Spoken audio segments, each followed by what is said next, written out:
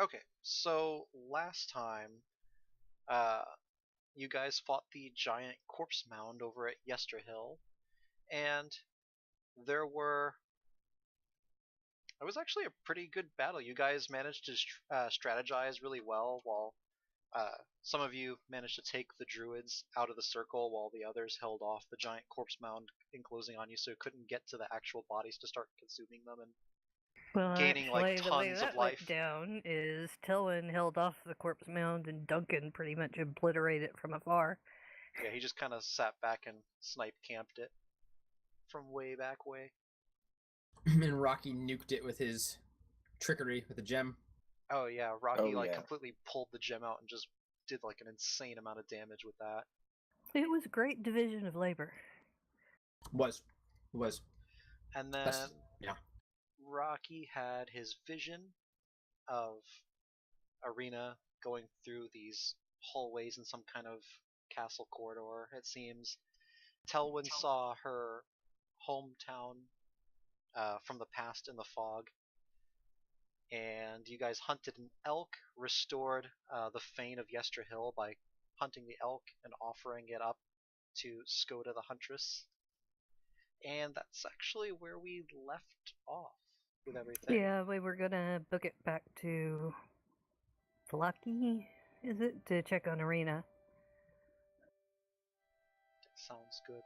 So does anybody want to do anything? So you guys are here in Yesterhill right now. Did you want to do anything in particular before heading off? Well, what's her I would name just like was to pray. going to make a jacket for Telwyn, but that's not as important by far as going to check on Arena, so Telwyn was just going to forget about it. Okay. And then Rocky, what were you wanting? I just want to pray because pray is what I do. Okay.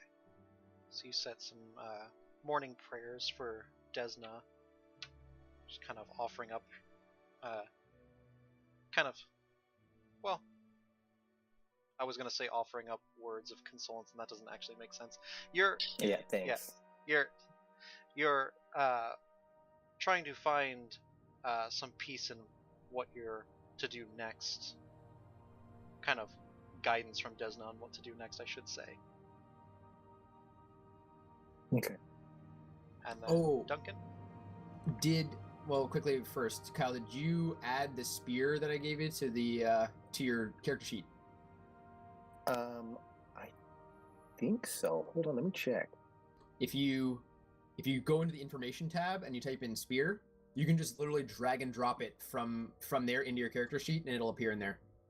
And then you can make little modifications to turn it into the magic weapon. All right, hold on. Don't worry, folks. Just some house cleaning. That's all it is. House cleaning. We gotta make sure that everything is up and, It's just a regular, it's not like a +1 or anything. Pretty sure it's just a regular spear, but it has that magical effect. It is a magic sphere, so it'll bypass magic resistances. Plus, if you drop someone to 0 HP with it, you regain hit points. Whoa, it's actually magic? Yes, it is considered a magic sphere. Oh, look at that! Okay, that's good. Okay, I have dragged it to my character Oh, that's a proficiency. Hold on, I'm retarded. Yeah, you just drag the item to your character sheet. It'll even pop right up in your little weapons thing, so you can just hot click it there, and then you can edit it to have the description just like it is.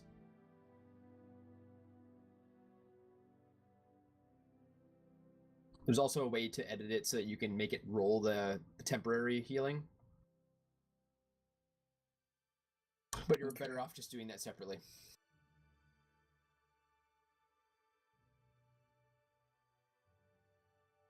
But hopefully you'll be a little bit less squishy.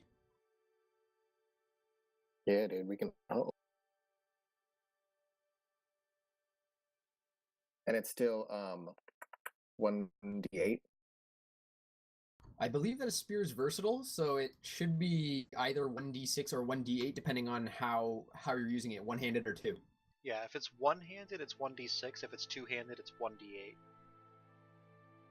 So you can choose to one-hand it or two-hand it.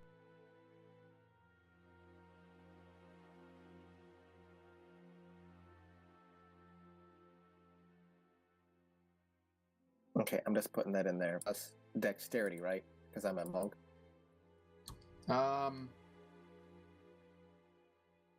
don't think that it's a finesse weapon. If it's one of his weapons that he's proficient with, then though he could use it as a monk weapon and use dexterity rather than strength, because monks are awesome. wild like that. Yeah, see, if I were to use it, like, I wouldn't mind using that weapon, obviously, but if I were to use it, I'd be using my strength, because I don't have that. That's just why I'm better. And Duncan's a kind of like, you know, But monks slender, are, slender man, just past his prime, so he's not that strong. Monks are just able to, like, choose whether they use dexterity or strength for their stuff. So they basically have finesse on any weapon they choose, as long as it's part of a monk weapon. Yeah, if they're proficient with it. This will be fun. I need to work on engraving that. I need motivation to do that, and I need words to do that. So I have to have a meet and greet with Desna.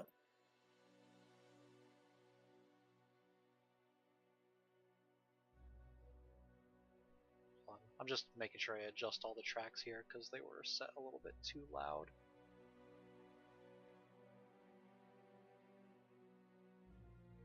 Also, I'm really upset because the thing that they use for music is shutting down in like 2 weeks. Seriously? Oh, it's really good. It's a really good feature. Yeah. The website that they pull it from is all shutting down, so I'm gonna have to find. They're saying they're gonna allow you to like upload your own music though, but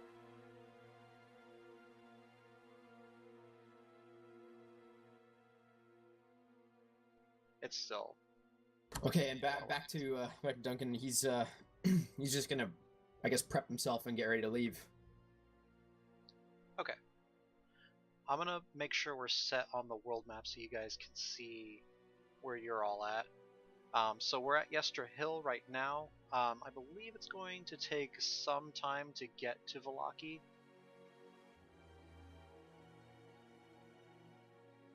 Yeah, to get out of Yester Hill itself, it's about 25 miles. And So, then from there like, to Vallaki, it's another 2 days, 25. 1.5, something like that.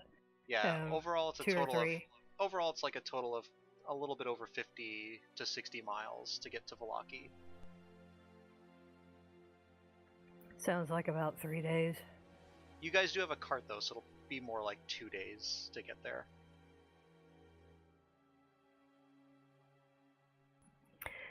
Because you're still rolling around in that cart. Until we're ready to go, I guess Tillman is just going to keep pacing around, agitated because we saw those vampires and she wants to be sure to see them if they come back. Do you remember where we parked, Bread Brain? Yes. Rocky will nod and point in the direction of the park. Then lead on.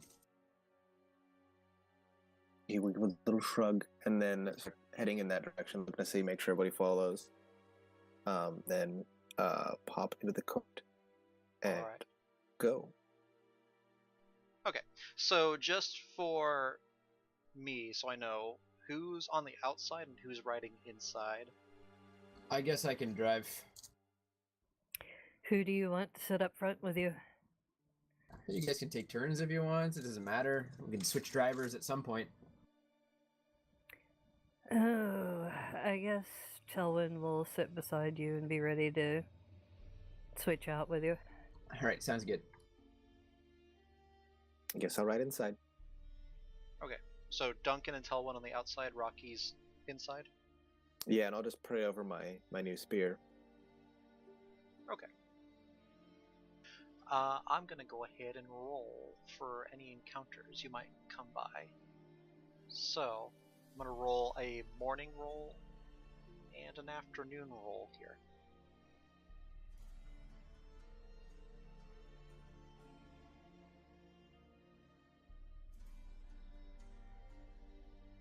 Okay. 1 second.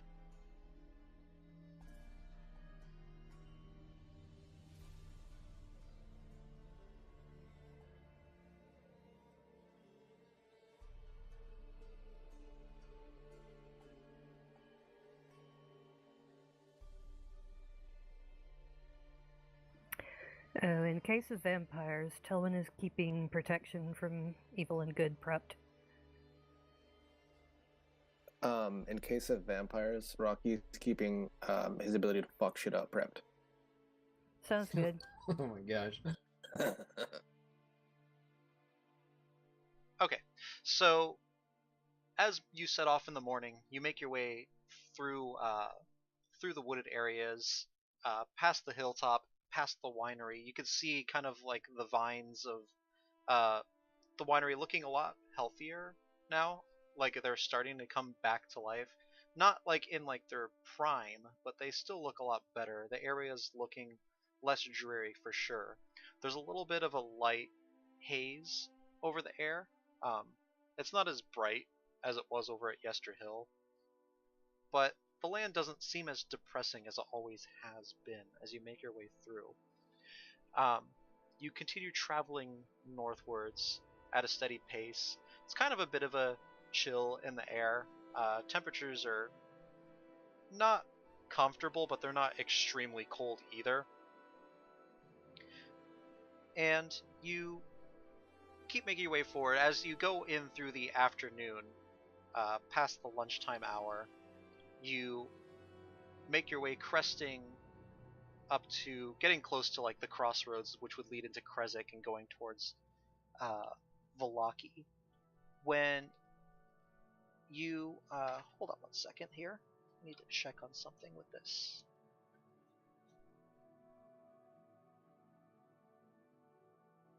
Oh, okay.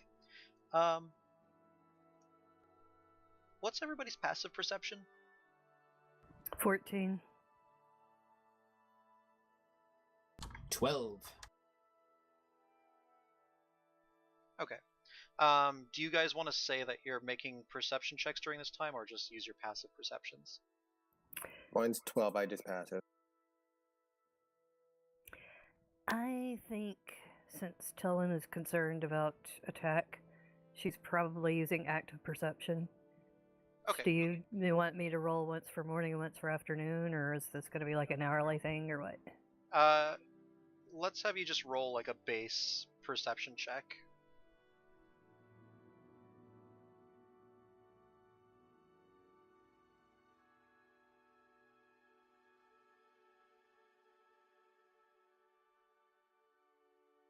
Okay, 15. As you're traveling along, getting closer towards that crossroads where where the road would split going north to Krezk and to the east to Vallaki, you notice there's kind of a something glinting as like a little bit off to the side of the cart, and as you kind of curiously peer out, looking closer, you notice there seems to be what looks like hunting traps set up, and there seems to be smeared blood on some of those traps. Some of them appear to be closed. There appears to be something caught in one of them. Not like a person or anything, but it looks like something like just got caught in there, and looking even further, you could see it almost looks like something's like leg got caught in there and ended up getting ripped off, with like the leg and foot still inside of it. Well, Telwyn wouldn't consider anybody's hunting her business, so she just note it and not say anything about it. Alright. So you guys keep moving onwards, upwards. You finally get to that crossroads as it gets more into the afternoon now, and start making your way eastwards towards Vallaki as night begins to fall down. And it's up to you if you guys want to keep traveling into the night or stop for the night. Well, we need a long rest, so I guess we have to stop. It's up to you. If you don't long rest, it'd be more so just like rolling to see if there's any exhaustion. But it's up to you guys. You could power through it and push through the night if you want to get there a little bit faster. If Rocky has been in the cart, would it be possible for us to like switch out with him maybe? Yeah, you guys could do that while you guys rest in the cart. That way you avoid that. I'm just going to roll for the horses to see how they're doing. Okay. Do you want to do that? That sounds fine. Rocky is Okay. not opposed. I guess Dylan's okay with it. Duncan will stay out with you for a little bit. He'll risk an exhaustion just to kind of keep going for as long as it's not stressing him, like straining him at all. So Okay. One of the horses seems to be doing pretty fine. The other one's kind of shambling a little bit, kind of holding you back a little bit. One of the horses currently has a level of exhaustion, but it should be fairly fine to keep going through here. I kill it and cook it for dinner. You only need one horse to pull the carriage, right? No, I'm just kidding. I'd probably travel a little bit slower to let him rest a little bit, but keep going. do you need me to roll exhaustion too? Because I just said I'm going to stay awake for. Yeah, you'll need to roll as well, Duncan. And what is that? A wisdom save? It's a Constitution save. Oh, I don't know why I rolled Dex for the horse. Hold on, let me re-roll that, because maybe the horse isn't tired.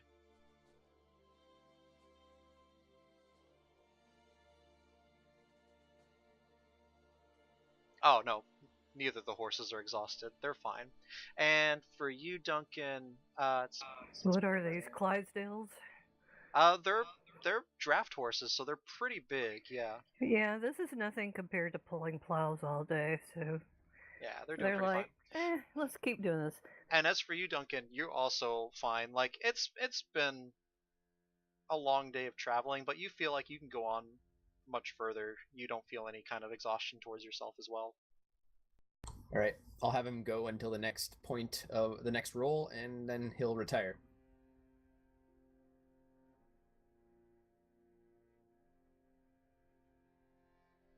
Okay, perfect. As we move... Okay, so we'll start rolling for... Gotta roll one for every hour. So all you have to do is beat however many hours you've been awake for, I believe is how the exhaustion works. So I'm assuming the base it's level's DC 10, right? Yeah, base level's 10 plus however many hours above past 8, I'm thinking is what it is. All right, my odds are pretty good. So Yeah. So I mean, right now I think you only need to roll like an 11 or higher, and then it goes from there. Okay. So 17 is pretty good. 17's pretty good. Right there. If it's gonna get a little bit obnoxious with me rolling like 8 times, I'm just gonna put him to bed. Yeah, I think we're safe to assume that you're pretty good to go throughout the night without getting exhausted from here. Like it's kind of ridiculous to have you roll that many times. Like with a Constitution save of 17, that's pretty good to keep going throughout the night. As you continue going further, you're going further east now, getting a little bit closer to Vallaki. Nighttime's going along. It's getting a little bit past midnight as you head along down the road. To the north, though, Duncan and Rocky, you'd be able to see this too. Like this isn't really hidden or anything. You could see lights moving around to the north. There's kind of a crossroads that splits over right here. I'm going to ping it on the map. Once you get around over here, you can kind of see, this is like around 1 or 2 in the morning, you can see lights kind of in the distance to the north. They look to be coming through, like kind of passing to and fro from the trees, but they seem to be an odd color to the lights, kind of like a greenish glow to them almost. Have you ever seen anything quite like that before? I'm just going to shake my head and try to get a closer look. Can I roll an investigation check? Yeah, well, this one to just take a look, peering through would be more so perception. Investigation's like if you get out and start searching.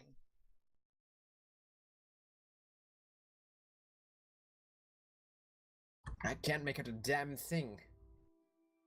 16. Okay. Duncan, for you, with a 5, it seems kind of like hard to make out. It's almost like they're in one spot one moment and then just kind of flicker out of existence for another, and then you kind of like lose track of them and see them further off in the distance. Rocky, with a 16, you're able to pinpoint them more so. Like when they start fading, you notice that they're fading, going almost to like fading out of existence, but not quite. You're able to kind of still keep track of them as they move around and then kind of glow with another renewed vigor to them. They kind of flutter as they are moving a little bit further north, but you never quite lose sight of it. With a 16, you're pretty good. You see they're heading kind of like through like fog that's starting to roll through the area. If I didn't know any better, I'd say they were fireflies, but I've never seen anything quite like that before.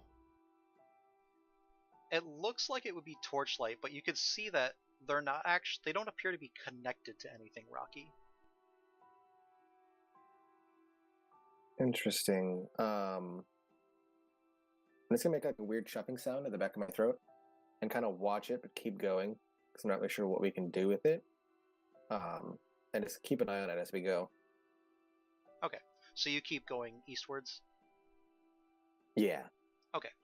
They look like they get a little bit closer for a little while and then break off and keep going back up north as you keep going east.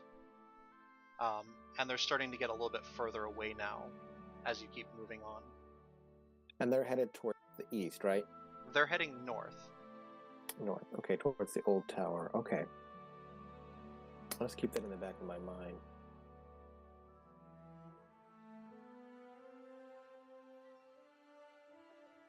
And as you keep going further and further east, you start getting closer to the bridge leading over the river, and at that point you start to lose sight of these strange lights.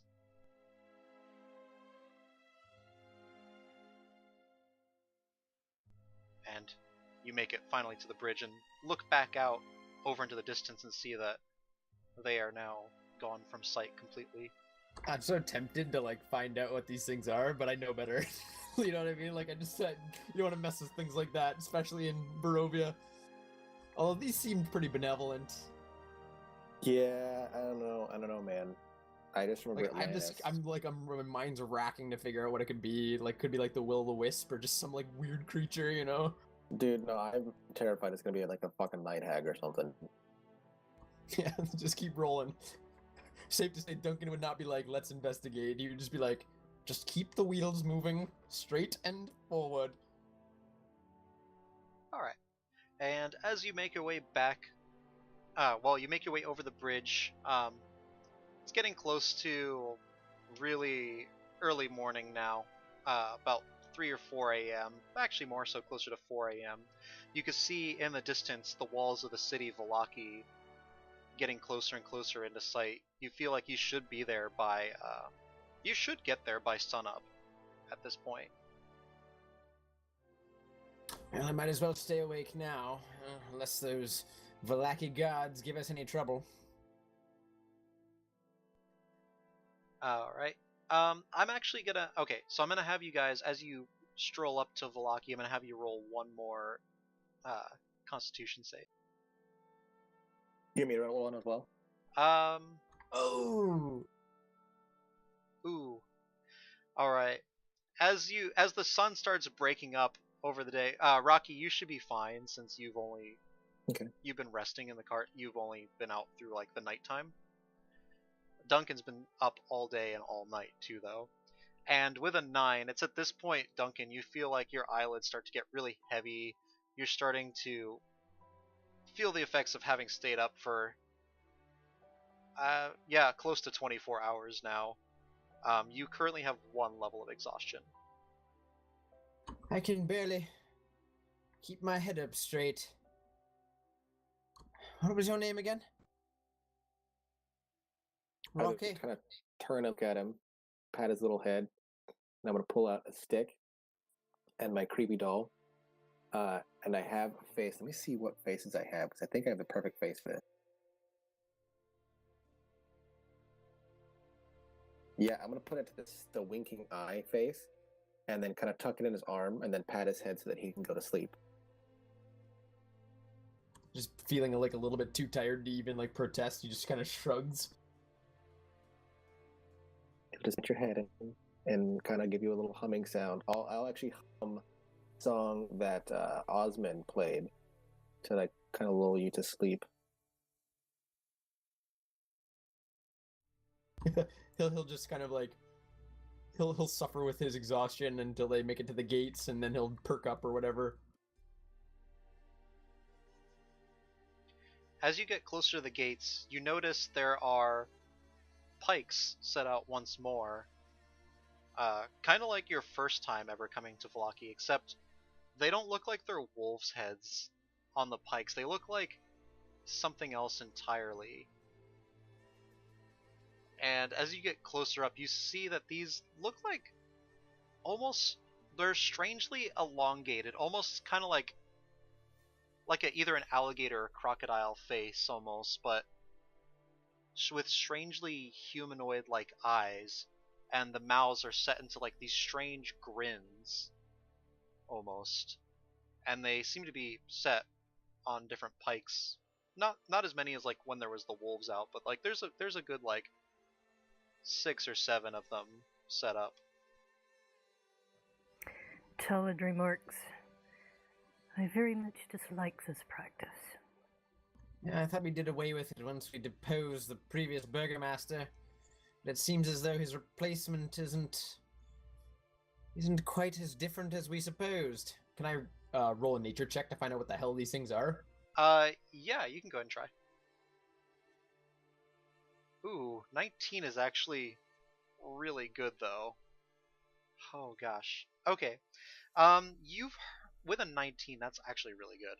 You've heard vague stories of creatures like this.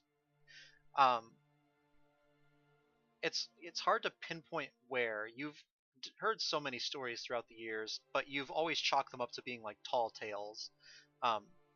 But now it kind of connects and clicks back with some of the things you remember hearing back in town in Vallaki. You've heard tales of creatures that look a little bit like these, that are able to kind of shapeshift themselves to kind of look unassuming and hide in plain sight and lure people away so that they could kind of not kill more so, but take over, kind of infect and spread through the people that they take away. You don't really recall the names of the creatures in particular, but you know you've heard stories of them, and they go through all kinds of tales in the night just to kind of scare children, mostly, is what you've basically chalked up the stories to. But they usually go under the nickname called the Smilers, is what they're told the children as. Okay. So, like, as we're rolling up to the gate and we're kind of all staring at these heads, I'll just have Duncan be like, you know, I could have sworn I heard something about these before. Some local tale we heard at the bar that night. They called them Smilers, I think? Some kind of shape-shifting creature? I mean, you know, local legends and such, but... Like doppelgangers? Double what? Doppelgangers. I don't... Speak English, please. Speak common. I am. They're creatures that change their appearance to look like someone else, so they can replace them. I suppose that's vaguely familiar. Well, Vallaki has a history of strange creatures afflicting it. These wouldn't be unique to Vallaki. I suppose we can always ask. You have heard tales of them, Duncan, of being in far-reaching corners, but even from where you're from, you've heard tales of them, and people have like spread wild rumors like, oh, I saw them just like not too far from town, so you better be careful, like warning some of the youngsters to kind of chide them. So you're not entirely certain if like they actually do exist like around closer to where you're from too, and spread out all over the world. I guess we're pretty certain that at least they exist now.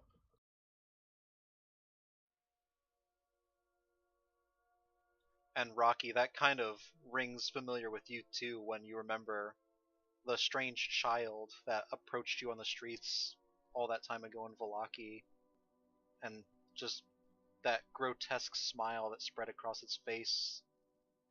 Oh shit.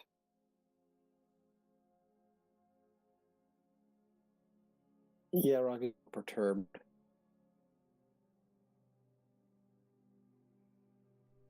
But as you get a little bit closer, you see the guards recognize you, and yeah, they would recognize you. They know your faces, and they start opening up the gate, kind of hailing you, welcoming you back into the city. Thank you, gentlemen. Rocky Thank will you. give a nod. No Actually, problem. I trust you had a safe travels while you were gone. safe in these lands? My goodness. They were Well, productive. safe as can be. We could certainly say they were productive. Well, I suppose that's good. How are things faring here while I've been away? Things are fantastic, actually. You've heard of... Well, he's become kind of more of a local legend now. You've heard of the Slayer, no? Yes. Yes. Rocky nods. He found the children. He did? Where did he find them? They were to the north of the city. Apparently, they were being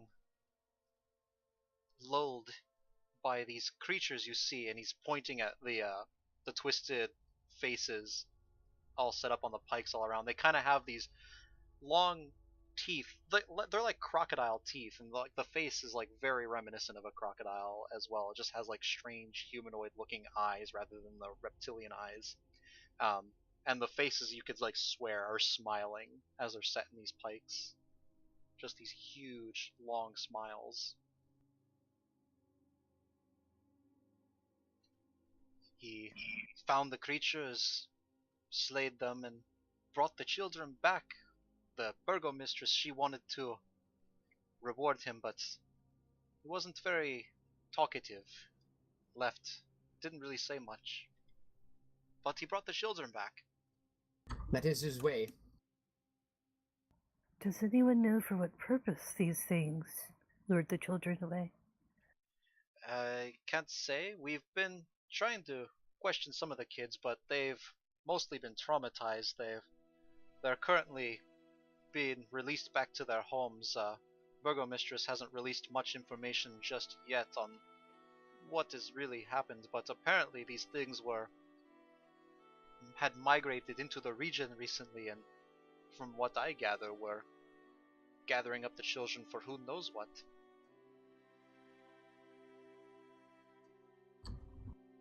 It's quite interesting, my man. Now let me ask you a question. What do you think of the Slayer? I think he's a hero, someone that this town needs. We've had nary a citizen stand up for what's right in these towns. It's good that someone finally does. Yes, things are much better now that Baron Vargas von Vallaki has been deposed as leader.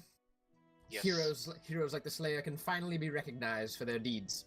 Very much too. And we have you to thank for that too, though, if I'm not mistaken. Yes, you do. Yes. Well, have a good day, my friend. Oh, well, yes. You too as well. Say, wasn't there someone else with you before when you left? We don't like to talk about him. I just look and hiss a little bit, Oh, well, okay. and then I pat Duncan's back, like consolingly, but like subtly. In And I'm that just like, case, "Oh, right here." forget I mentioned it. I'm terribly sorry. It was insensitive of me. Rocky will nod and offer a small, not very fine, but like it's a decent stick, maybe like with one fork in it, and just kind of give like an understanding nod, like it's okay. As we're like continuing down the street in the cart, Duncan's gonna like lean back to Telwyn. I don't know if you knew, but we're quite the big deal around here.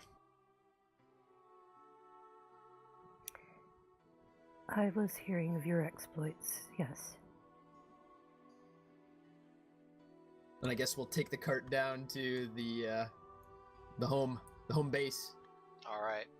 So you stroll. Yeah, you go through the streets.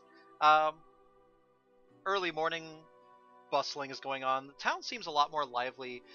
Strangely enough, you notice there's a lot of tents set up that weren't set up before. Uh, they kind of have like a red and black color to them. Uh, More so in like closer to like the center hub of the town rather than the outskirts. But everybody seems a lot more lively. It seems less depressing than when you first came to this village back when Baron Vargas was running things. People actually seem to be going through their daily business without fear nowadays, because that was, no one ever knew like when they were going to get arrested for just pretty much anything back in the day. Everybody seems more at ease now. Finally, vendors are uh, selling their wares. You notice like lots more homes are brightly lit now. It just seems more of a lively town than it ever used to be.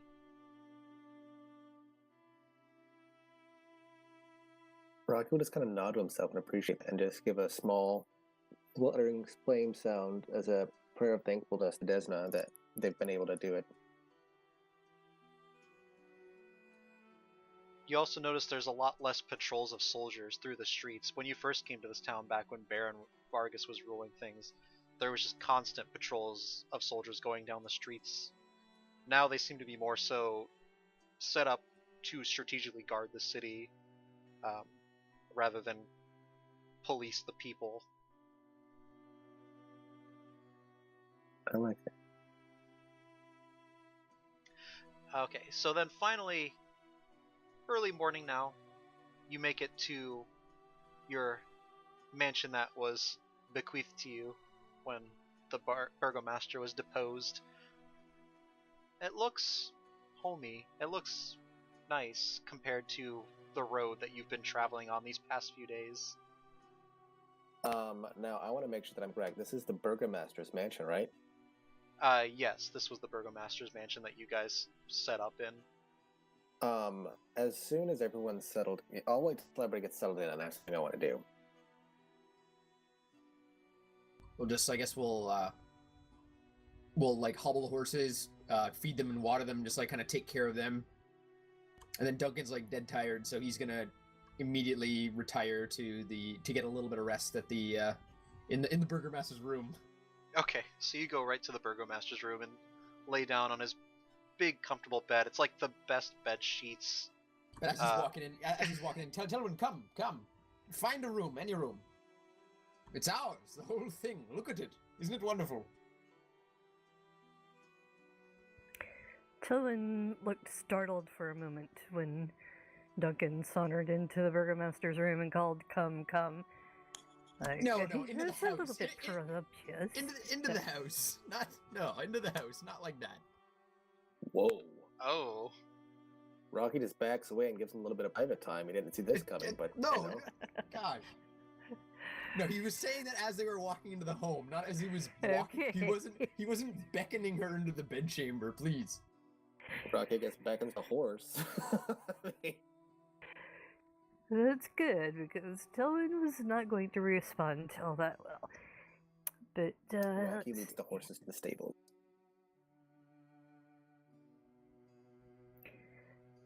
what time of day is it? Late morning?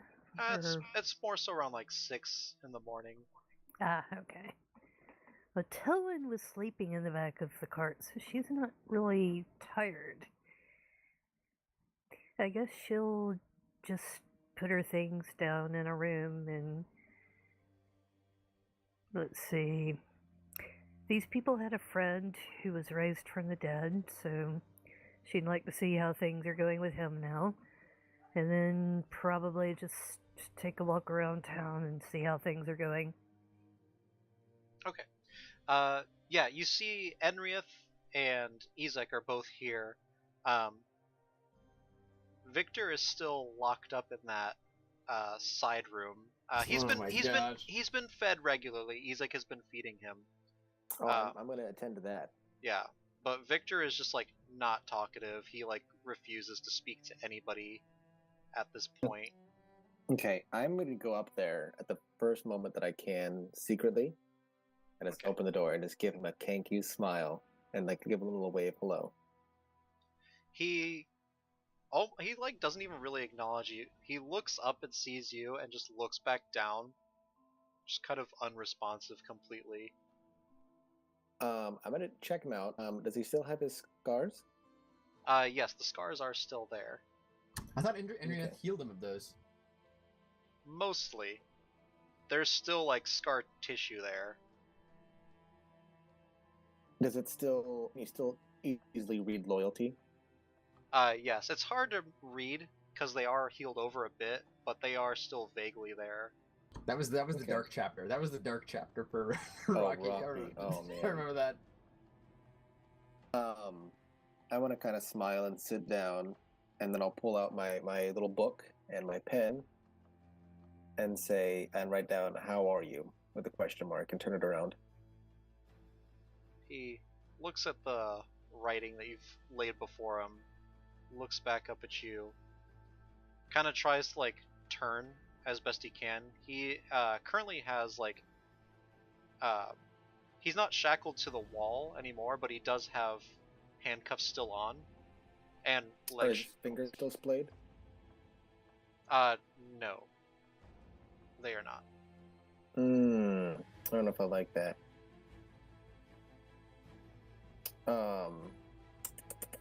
Yeah, I'll take the book back and write. I may follow a new god, but I have old habits. They die hard. And then turn it around and let it over.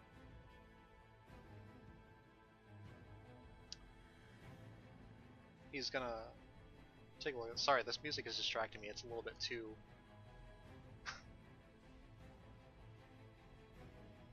It's a little bit too epic right now. It's pretty intense.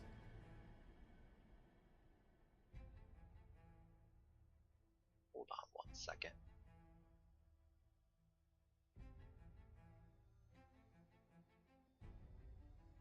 I don't know why, but the music never plays for me. Well, now it's going. Hold on. You might have to turn up the volume in the settings tab. You click on the settings tab, you like just the first bar you see says master There music it volume. goes. There it goes. Okay.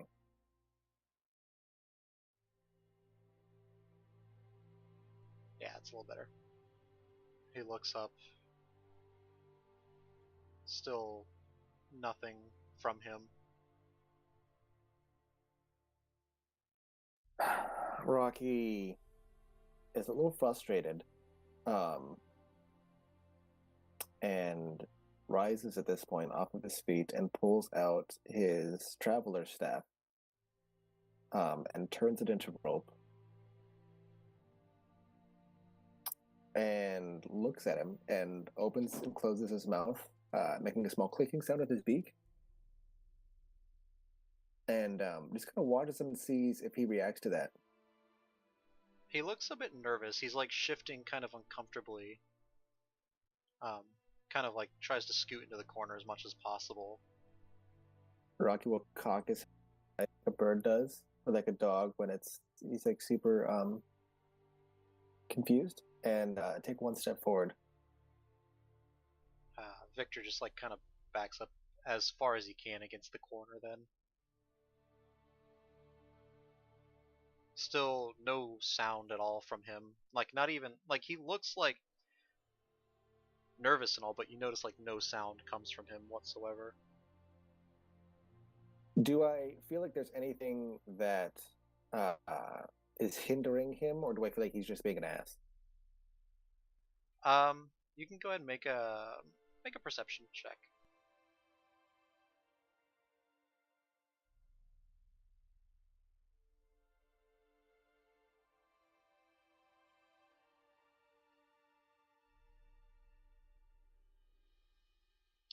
With a 16, he looks genuinely nervous. You also notice he seems what looks like should be a gasp, but no sound come from that whatsoever.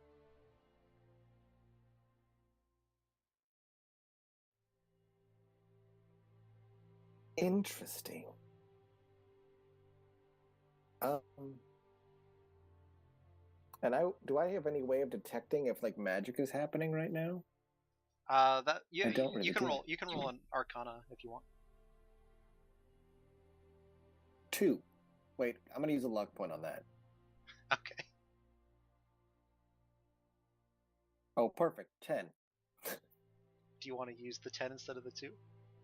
Yeah. I guess. I guess. Okay.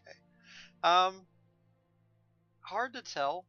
This isn't really your expertise of magic. Well, kind of. It is, but it doesn't seem like it's hard to pick up anything from it. Like you've used the silence spell before. This seems like similar, but it's hard to tell like what's going on here. Because normally the silence spell would have to be like affecting everything, and this doesn't seem to be that. Because you can make noises and stuff like that too.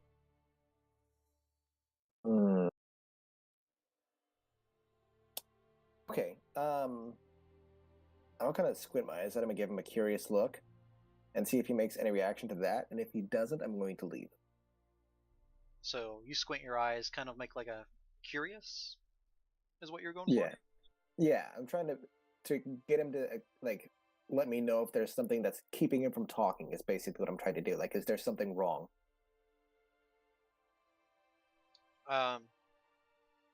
Make a. I'm actually gonna have you do like a persuasion here. 17.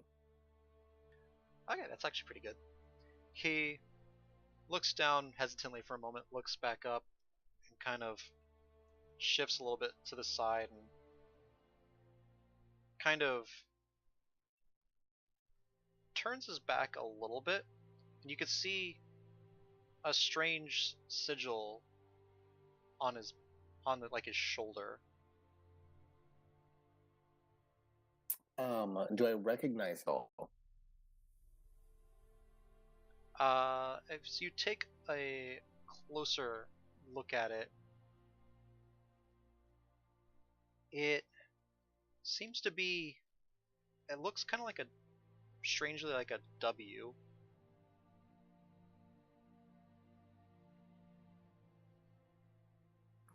Like Fiona Wachter or something like that.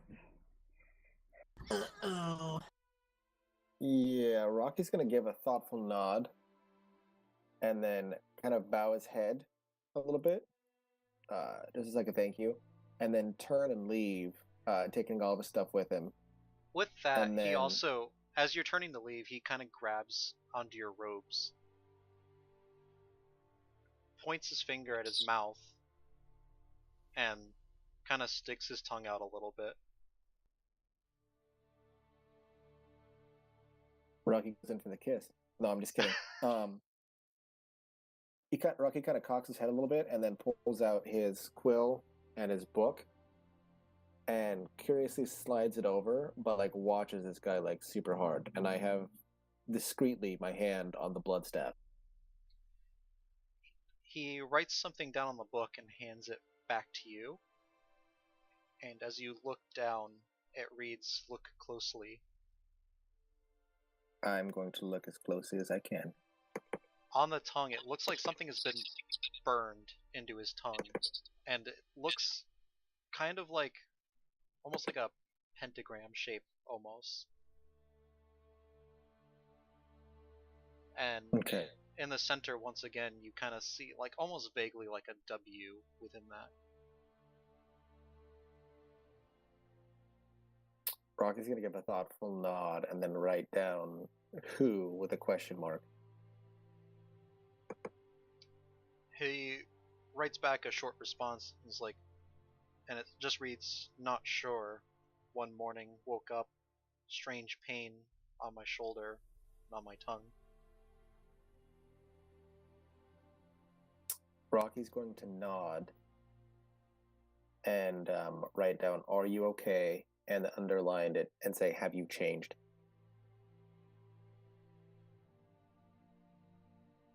and then slide it over.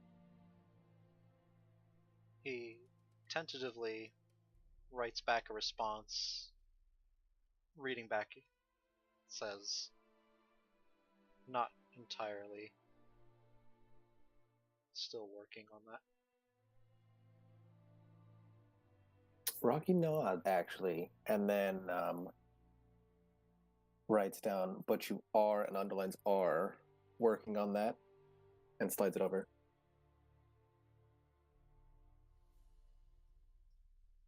He gives it a thought for a little bit, and writes back, "As best as I can." Rocky nods and sits back down. And he writes down in the book, "I showed you once. What's different this time?" And then slides it over. He thinks about it for a second and writes out, "I suppose people are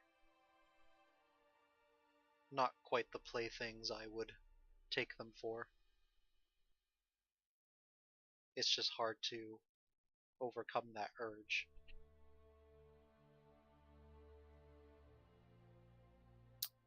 Rocky nods, a little bit reading this, and writes down, "People are like water." No, he can't write that down. Shit. Gosh, this is so hard to stay in character with this. He'll write down, "People aren't always as they appear. People can change. People can be other things," and then slide it over. He just kind of thinks about it and just kind of nods, and then kind of turns back into the corner and just kind of lays his head against the wall. Kind of just slowly starts to close his eyes. Rocky will take the book one more time and then write down, "I'll try to help you." And then underneath that, he says, "If you cross me again, there won't be another time."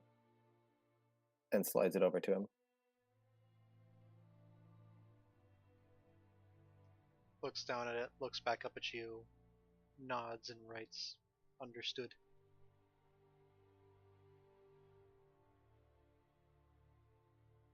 Rocky will nod and stand, and then go and find Duncan.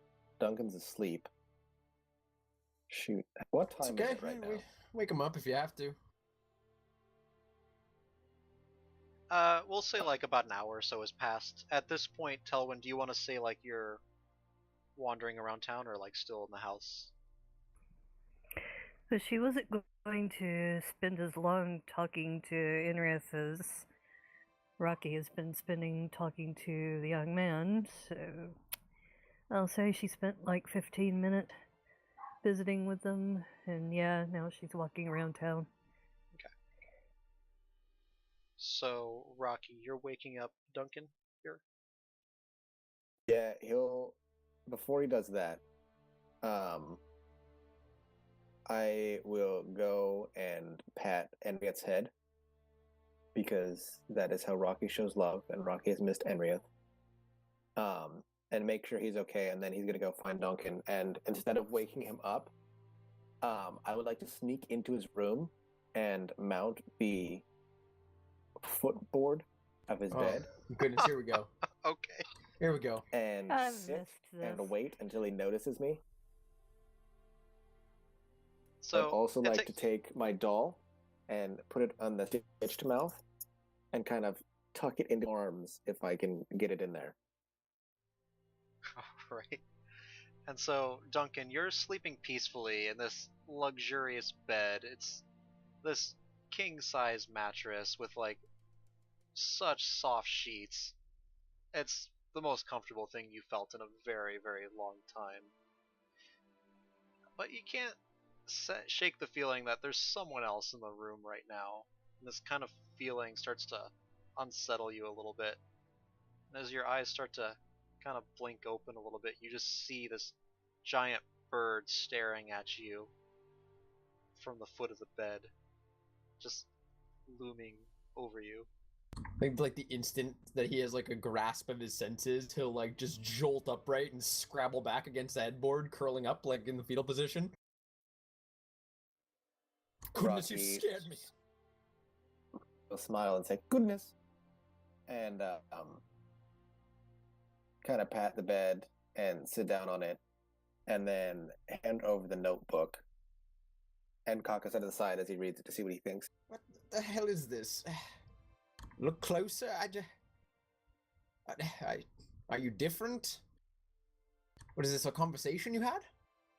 Rocky nods, and then Oh goodness, that boy. pulls open his vest a little bit, and then does a line across his chest to indicate like the kid that he gave that. Oh, I totally forgot that we didn't release him. Oh, he's all right, isn't he? He's not dead. Clearly. He shrugs a little bit at that and shakes his head, and then gestures for Duncan. Actually, hold on. He holds out his hand for the book and then writes down and kind of explains the symbol and draws the symbol down on the book and then hands it over. Peculiar. Something foul is afoot here. Something that requires some investigation. Ezek has been in this house since we left, I presume? Perhaps he should be the person that we ask. Rocky nods and then gives a little like a gesture like, "I'll follow you." Right. Just asking isn't his strong suit. Duncan will pull on his breeches and like throw a shirt around his shoulders and make his way down to the kitchen or wherever Izek and Enrieth are. I don't know where they are. Yeah, so at this point, they probably... Yeah, they would have gathered in the kitchen. They're sitting down. You see both Ezek and Enrieth in here. Ezek looks a little bit haggard, but looks like he's been like having long nights. Same Enrieth too. They seem... Enrieth seems a little bit more well rested than before. Still looking kind of weary after having died and come back, but they seem happy to see you as well. Izek, Boldy, long time no see. It's good to see you both again. Nice to see you, Duncan.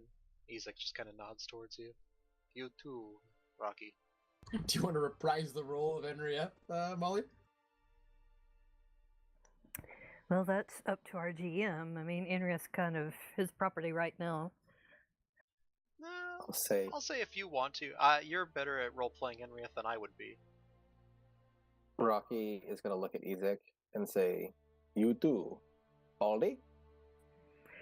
Well, before I reprise Inria, is there anything I should know that Inria would know, like what's been going on or whatever? It's been kind of peaceful through here. You know that there's been kind of just more of a peace to the place. You do know that the children were returned recently. Was really kind of curious, but you didn't get a chance to talk to the Slayer. He just kind of was here and then was gone again. Almost like he didn't want any kind of reward for this, just was doing it. You haven't really seen anything suspicious around the mansion. Does Inria know what happened to the kid? Since that's going to be asked here shortly. Enrieth hasn't really... Well, Enrieth noticed there was like that he's been silent, but hasn't been able to ascertain what it was. Tried figuring like some kinds of magics, but can't quite place what it is. Okay, I'm ready. You're back. I've missed you. And Inrieth clasps Duncan in a great big hug, which is very uncharacteristic of Inrieth. You know, he's like kind of like squirming and awkward. You know, I must say... It's all right, Duncan. I understand. Well, thank Rocky, you. You always did how know have me you well. been? "I've missed you." And then Rocky pats your head. And Inrith will return the gesture and pat Rocky on the head. I've missed you too. You know, we've been busy. The last time we were up in Kresik, we helped out the abbot. I think you were there, were you not? I can't remember if you were there or not. I was a little bit dead for the first part of it, and a little bit recovering from death the rest. So, no, I really don't know much of what you have been doing. Well, if you find time to take a pilgrimage to Kresik, I suggest you do and consult with the abbot. Oh? What's going on there? You know, we managed to cleanse the fane that was there, and managed to cleanse the abbot at the same time. Oh, very good. I knew something was very wrong with him. Yes, I think we all were aware of it to at least some degree, but I didn't think it was that severe. Oh, it was severe. An angel is not naturally perverted the way he was. Unfortunately, I'm not well versed in the mechanics of it, but our new traveling companion Telwyn seems to have a solid grasp on those matters and seemed to help him out quite a bit. Indeed. I've not yet had the pleasure of getting to know her.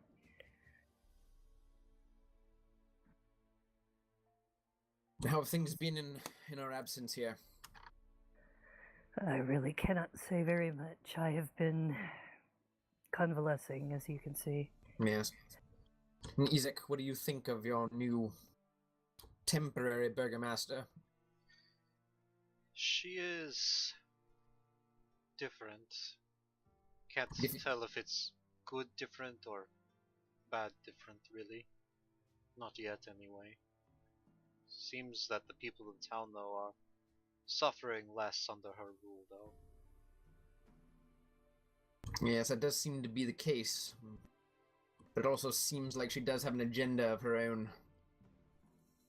All individuals have agendas.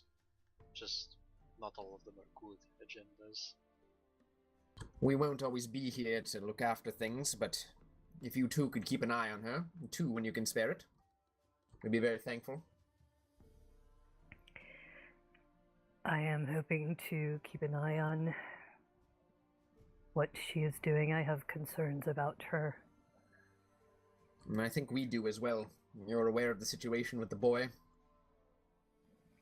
I know that something is not well with him. I know that he cannot speak. It seems to be some sort of enchantment, but I have not been able to discern what. It is not my area of expertise. Where is Altheo? Surely he would be able to tell something about it.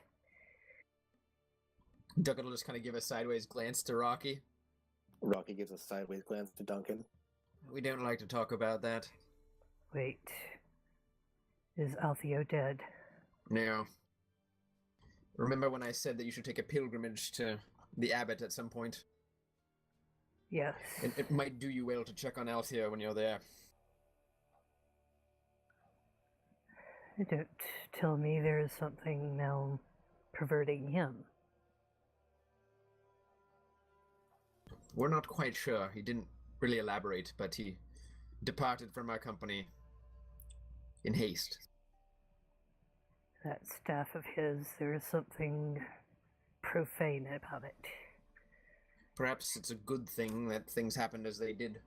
It didn't get any worse. He was able to see the transformation of the abbot before his own eyes, and I think he realized that... He would not equate that with the danger to himself. Few people ever think that the terrible things that have warped others can happen to them. And as far as we know, he's there and he's receiving counseling. Good. If the angel has been restored, then he should be able to attend to Altheo. I beg your pardon. I tire easily still. It's quite all right. If there's nothing more that I could do for you right now, I would like to go back and lie down. No, that's quite all right. You guys have been a lot of help. Just remember to keep your eyes well trained on Lady Fiona. I will. I hope to rejoin you before very many more days have passed. With that, Duncan will kind of look over to Rocky with a bit of a frown, like they didn't really get anywhere. Rock will give a little bit of a sigh and shrug. You know, granted, I and don't kind of just know. watch. I don't know many of the people in this village, but few of them would be wizards or people with the magical abilities able to perform such dastardly spells. I still think that Lady Fiona is our number one suspect. Rocky gives a bit of a nod, and then pulls out his little pad, and then writes down, "Remember the journal," and puts a question mark at the end. The journal. Your journal. He shakes his head, and then writes down Victor. Yes, vaguely. Admittedly, I'd never really read it. I believe it is in Altheo's possession at this moment, though. Now here, DM. So Rocky's memory, he's got a good memory for things like this, right? Yes. Okay, so Rock write down the very basic details, and I'm just gonna explain it.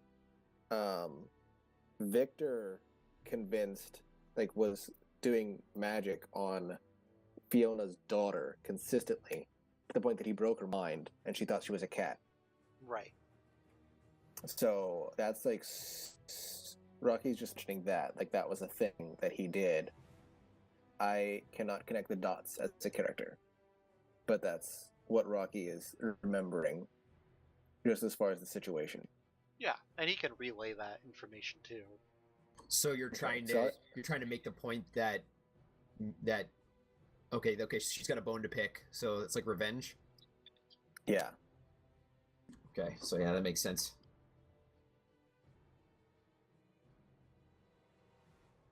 Well, as much as I want to investigate this, perhaps it should be our secondary goal. Don't forget, we're here for Lady Arena.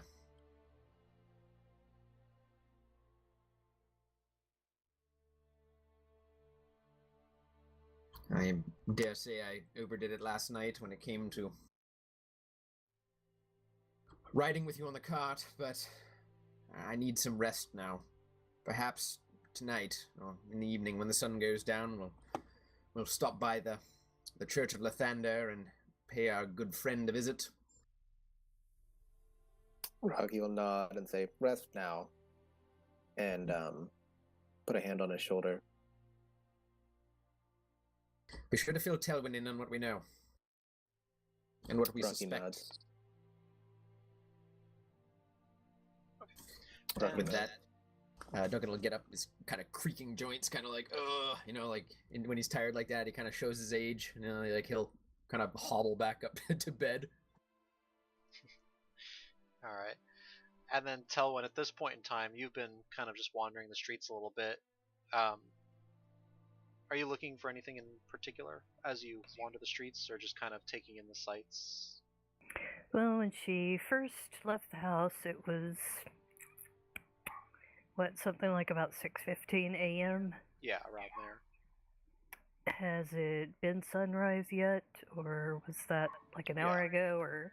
Sunrise was like just a little while ago, before you left, though. Okay, well, she knows that Lathander is the Morning Lord, so she knew she needed to wait a bit before she stopped by the church. And at this point, services are either done or should be wrapping up soon. So that was going to be actually her first stop, is to stop by the church and check on Arena, because that's why we're here. Yeah, and it also depends on the day, because they don't hold services every single day.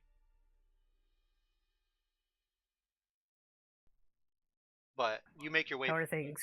You make your way to the church. It seems pretty quiet. It doesn't appear to be anybody, like guests here. But streets are This side of the town, there's not very much activity on the streets. You see like a couple people passing by, but not a whole lot of activity over here. Are you wanting to go inside? Well, yeah, probably have to do that to check on Arena, so. Okay. So you make your way inside. You see, you've met Father Lucian already before. He's currently lighting some of the candles towards the altar. He kind of turns to see who comes in as you open up the doors, and at first he's kind of confused, and then he recognizes you after a few seconds. Mm, yes, you're. I'm sorry, I don't quite remember the name. Father Lucian, I give you good morning.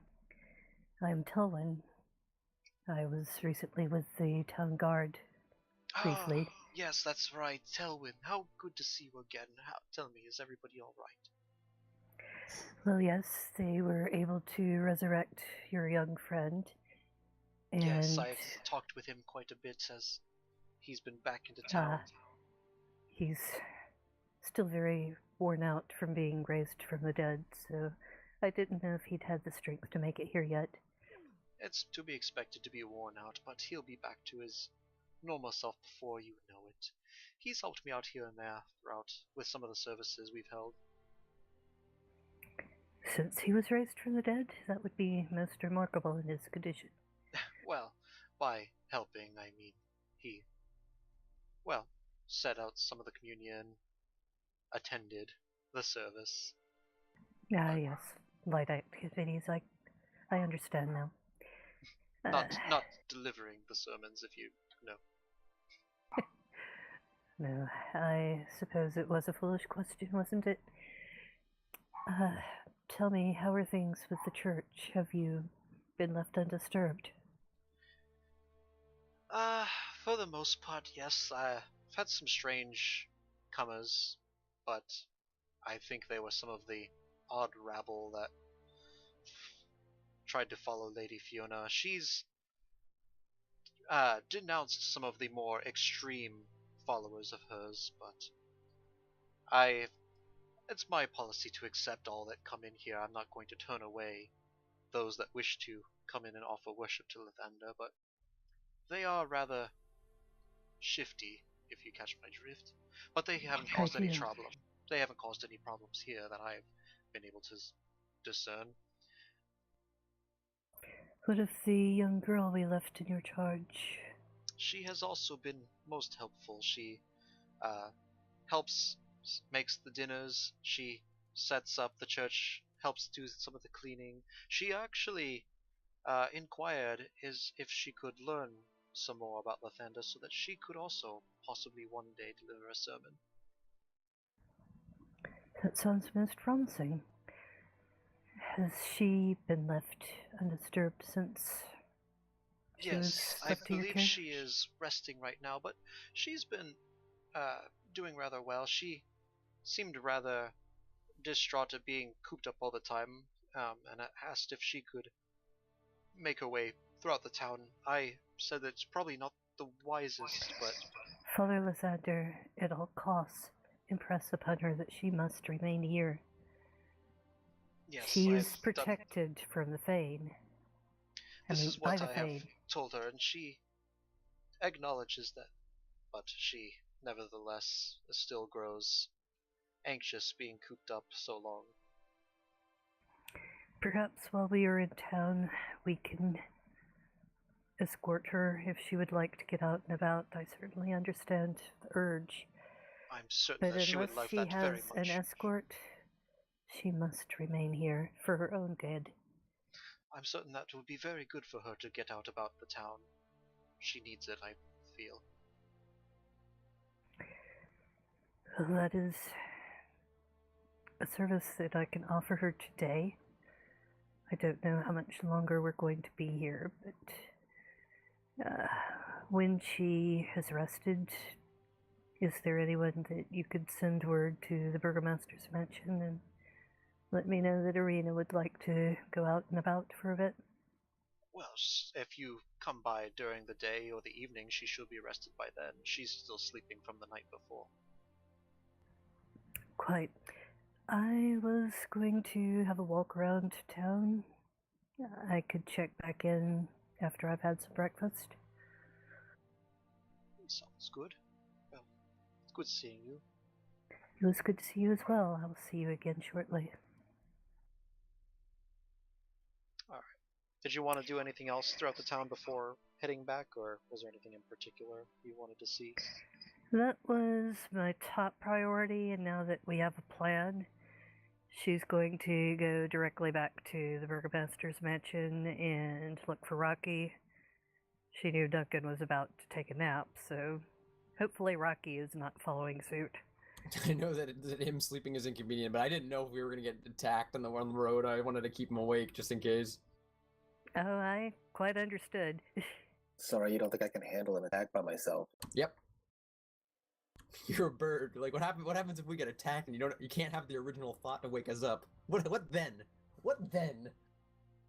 Oh, I didn't even think of that. My bad, guys. Anyway, is Rocky awake? Rocky should still be awake Rocky's unless awake. he did anything. Yeah. Rocky. He's sitting at the kitchen table, eating bacon. Rocky. Irina seems to be fine. She's feeling very restless. She hasn't been able to leave the church since we left.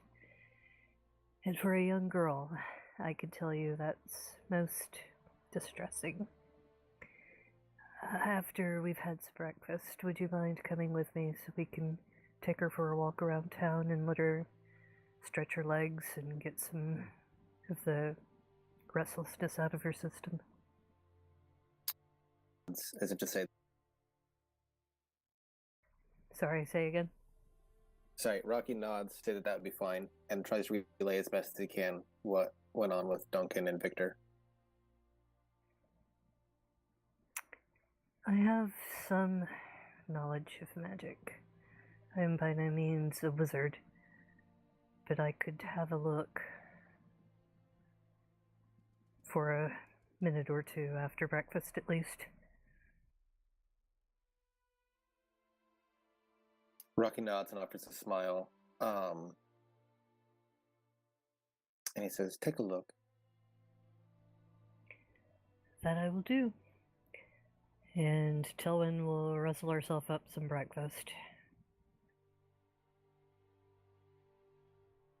Rocky seems to have attended to his own already. Yeah, Rocky's chewing on some bacon. Alright.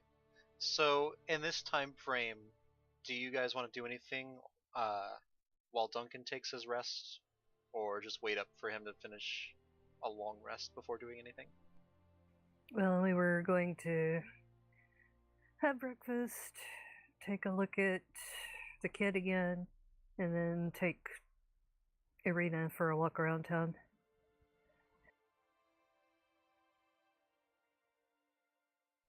Okay.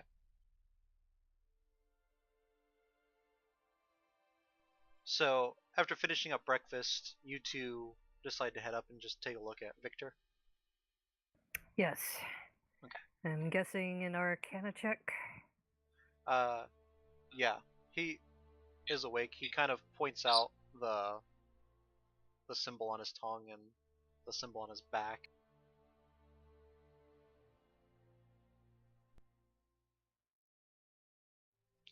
With a 22, that is extremely good. This appears to be some kind of magic that is kind of it's very difficult to kind of get these right, just because any kind of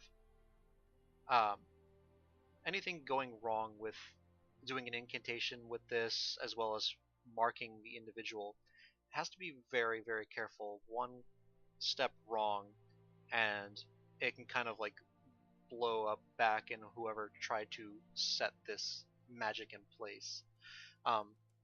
But this looks to be some kind of this would be, I believe, a charm magic of some kind. And it appears to be rendering him unable to speak at all. This is kind of a practice of expertise amongst kind of more uh, the darker sides of magic. Um, this is more so kind of like with a 22 Arcana. This is more so like realms of like things offered amongst like the inner circles of like some warlocks.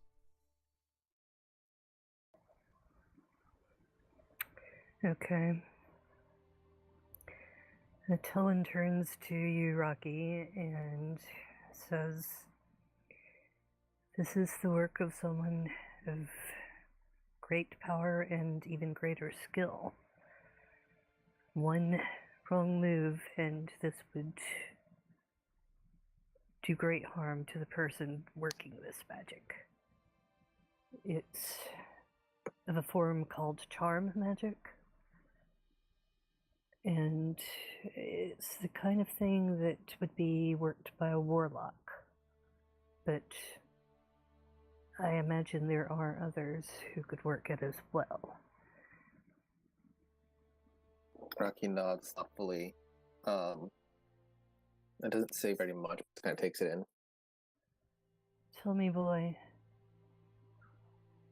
who do you have as an enemy who meets that description?" And she will provide the boy something to write with. He writes out for a little bit. You can take it back and read out that he didn't really get along with very many in town. There were the only person that he knows of that does magic would be kind of higher ups in the town. Those of like noble lineage had access to magics, but as far as he knows, most people in town just have rudimentary access to magics, nothing like this level. As far as he knew, he was the only one that really had powerful magic in this town. "Then you do not pay attention, young man, because surely you noted during the confrontation between my comrades here and the former burgomaster, your father, that there is at least one, Lady Wagner." He considers that for a moment and writes back, "She did this to me because of what I did to her daughter." "What did you do to her daughter?" And Tilwyn's hand strays to her sword. He looks down kind of guiltily and then looks at you, Rocky.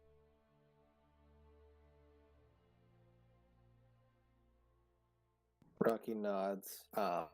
"What did you do to her daughter?" And waits for Victor to say something. Back broke her mind.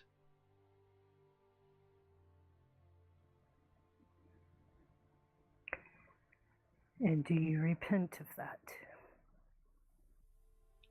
Looks back at you, looks at Rocky once more, and then writes down, "Yes." "True repentance would not have called for a hesitation.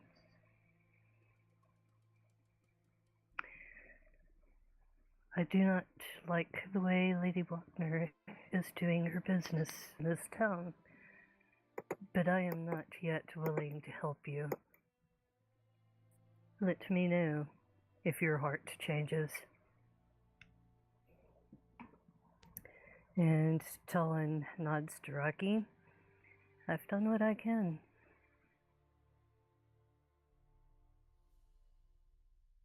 Victor just Rocky looks at kinda you, nods Rocky. thoughtfully. Yeah, Victor's just looking at you, Rocky, this whole time. "Rocky, careful how you trust this boy. I do not.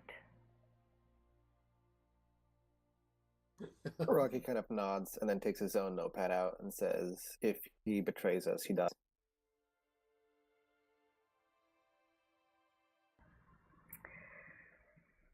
I am half inclined to see to it that's his fate now, but no one knows better than the Lady of the Moon that there is both light and shadow in all things. I am willing to give him a chance, but mark me, boy, and she looks back to Victor, it is your last chance. Kind of just see him swallow nervously and then nods. I see you understand me. Use this chance, and use it well. The time of reckoning cannot be far.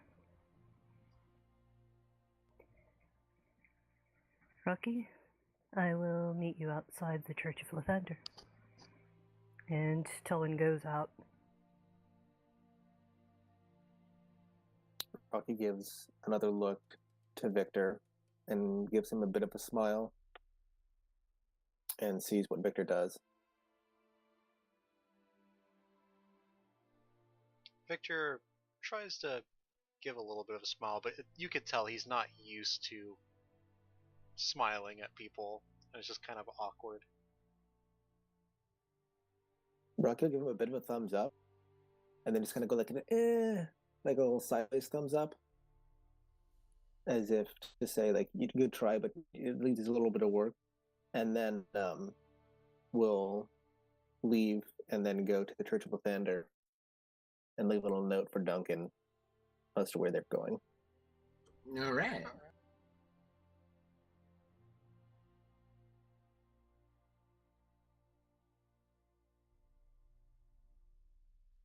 One second.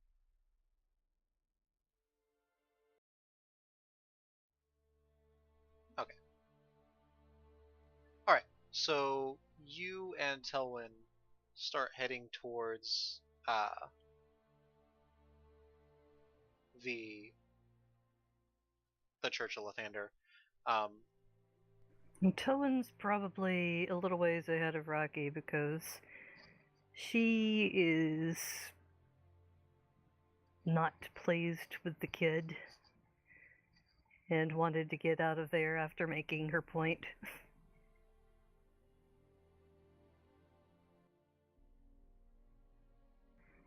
Duncan, as Basically, you are... when she went out, she was immediately striding purposefully towards the church. Okay. Duncan, as you are resting in bed, you keep seeing visions. Oh, goodness. Visions of home. You see kind of the degradation of your family line. You see family members squandering their wealth. You see your family aging, kind of passing into kind of irrelevance as opposed to the world around them. You could see the squalor that your house has turned into. And these thoughts and images just keep assailing you throughout the night. You keep thinking that there's just no glory in your house as what it once was. There's just, you've sought to try and do things what you can, but it seems that things just always end up going wrong every time you try and make a success out of things. And you can kind of see this vision kind of fade away, and you can see just like clouds ahead of you, kind of like a mist that you're in right now. Damn it. And you see a figure kind of appear before you. Tall, regal, long black hair, very fine cape clothing. Male or female? It's hard to tell from this distance. It's kind of in the mist itself right now.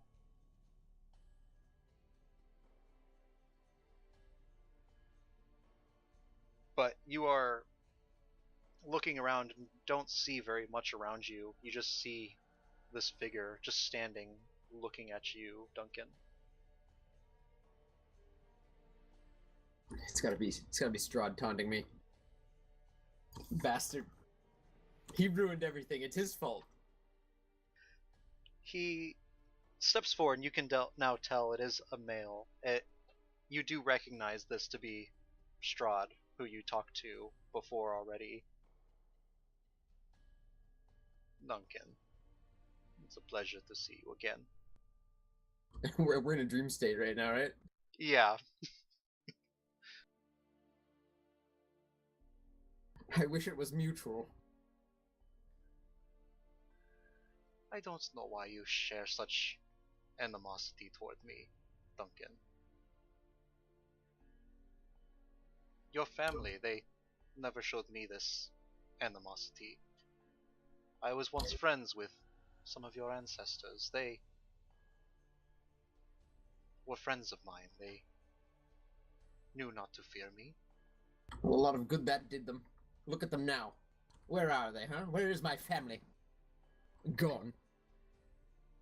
Your family is not what it once was, I can see. People hardly know our name. My own companions, even. It is a shame, really, that your line has fallen into such disgrace, Duncan. You know, they did well when they were allied with me. Very well. He just, like, as much as it just makes him feel sick to his stomach, because it was something that was revealed to him, but he had, like, no idea. He just didn't, he thought before, he misheard, and now just confronted with it again, he's just, like, in shock. I can bring your family back to what it once was. You may not believe me. I don't blame you. You are a cautious fellow. That I can commend you for. It's wise. And I know that you are not unintelligent. You are a very wise man. I've seen what happens to the things that you lay your hands upon. He almost looks sad for a bit. It was not always this way, Duncan. I wasn't always what you call a monster. But that doesn't change what you are now. If you can make my family great, if you can restore these things, why don't you prove it? Do something. Let me go. Let me go home. Let us just leave this place. I'm afraid I can't do that. I have no control of you leaving. I am myself a prisoner of these lands. I do not control these lands, you see. Something has brought you here. Now, you blame me for bringing you here, but there are forces at work in this land. They wish to see me suffer. This land has become my prison just as much as it has become your prison. But I know that there is a way to go home, a way to be free of this land. How? Like, well, as Strahd is like relating this to him and like explaining that he's kind of in a similar situation to Duncan, he's kind of like, he doesn't seem as like standoffish as he once was. He kind of just, I don't want to say he's warming, he's just kind of interested. How can we go home? The dark powers that rule this land must be either appeased or dealt with. They must not have control over this land anymore. You understand that from my point of view, that you and this dark power you speak of nigh indistinguishable. You think I'm a monster? They are much worse than I am. I am a lesser of two evils.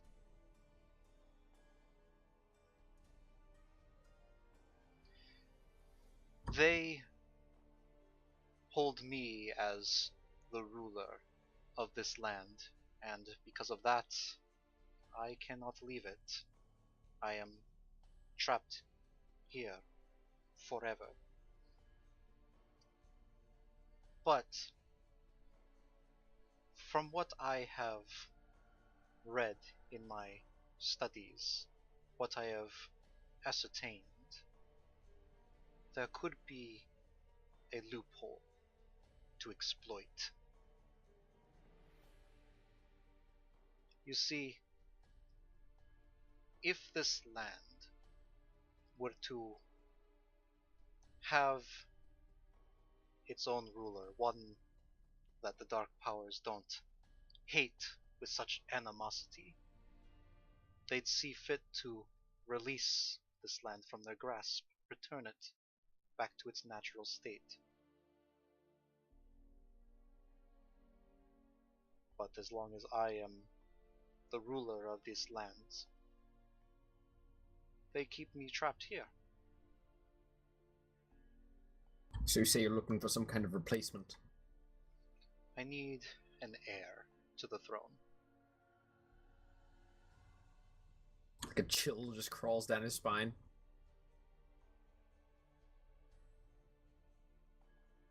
Help me find such an heir, and I promise you, I will release you. I will return you home once more.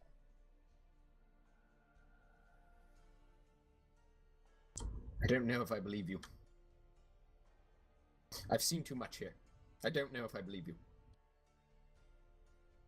For all that I've done to you and your friends, I have never once lied to you, Duncan. It is not my nature.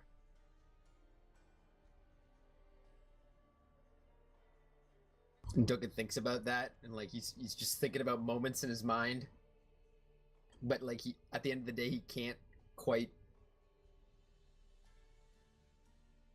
Like he can't reconcile that. Like he's so set in believing that Strahd is evil. If there is indeed some other evil power here, one greater even than you, where is it? Where can we find it? There, all throughout this plane of existence, you may have noticed that this land is never bathed in light. It's always drabbed in shadow and darkness and dreariness. We are not on the material plane right now. We are within their own plane. A pocket plane, if you will. But they manifest themselves here, in a far-reaching place. To the south, there are mountains, and within these mountains a temple. It's there that they reside.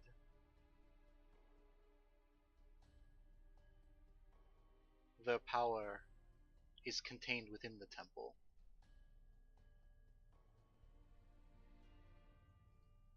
There could be a way to sever their connection with this plane, but to do so, you would have to find their source within the temple itself and sever that.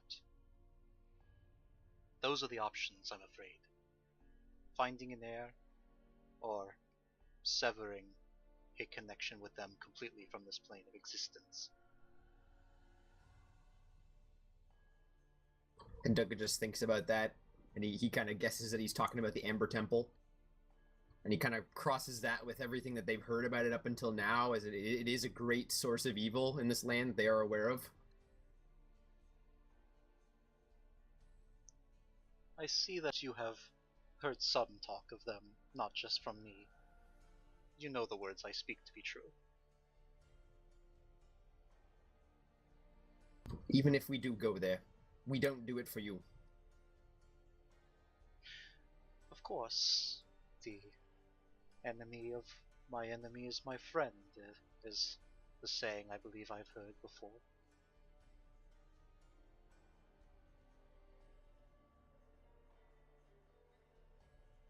I will investigate this with my friends, and we will know if what you're speaking is true. That is all I ask. Go to the Amber Temple. See for yourselves the evils that these dark powers bring. For it is they that have bathed this land in darkness, not me.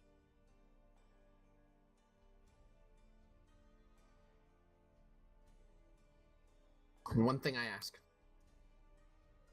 And what might that be? Keep your workers away from us.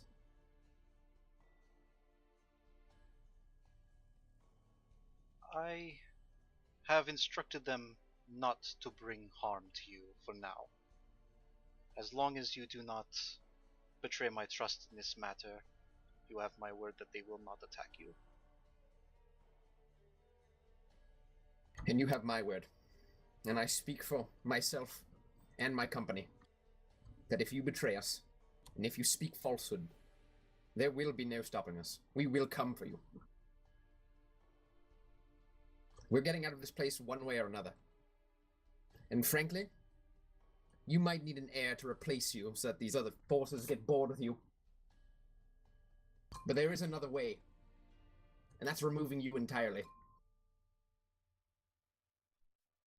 I trust that you will do what you deem is most wise, Duncan Marbrand.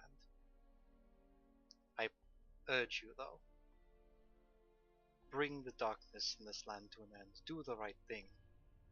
End my curse. And I will make sure that you are reported.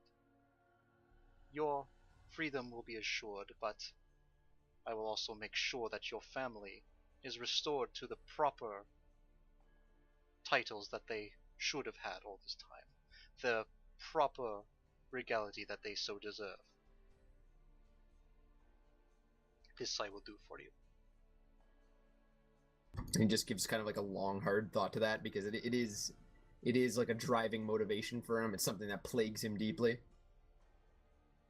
But he just doesn't want to give anything away to Strahd, you know, that he's interested. Gotcha. Farewell.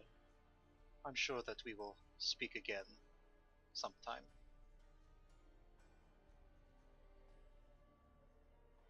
And with that, the fog kind of starts to thicken. You see him obscured by all the smoke, and you're back in the bedroom of the Burgomaster's mansion. Once again, kick ass, Patrick.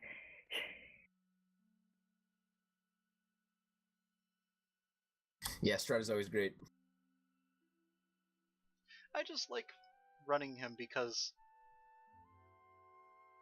normally with like your villain, it's just like, oh, fight him all the time. But he's more so like, no, I'm just gonna talk to you. Yeah, and he waits till the others are gone too. I mean, like he waits till Duncan's alone and vulnerable. And sleeping. Yep. Duncan will just kind of wake up and just ponder that dream, wondering if it was indeed real. I mean, he's a tactician. He knows what he's doing. So like he may have done, as you said in chat, he may have done some dark deals in that dream. You know, like he may have done some, but he has like, you know, it's one of those things where like he barely remembers it. You know, he's like wondering to himself if it even happened. Right. Well, you know, technically you can only bind yourself to an agreement, so... Oh, nothing's bound. Nothing's bound. Oh, I think you might be. Based on what I heard, I think you might be. Alright then, we'll have some fun. Alright. So at this time, I guess we'll switch over to Rocky and Telwyn heading over to the Church of Lathander. Yes, while Duncan lies dreaming, we've been on our way to the Church of Lathander, and Tellen will peek her head in. Is Sleeping Beauty awake?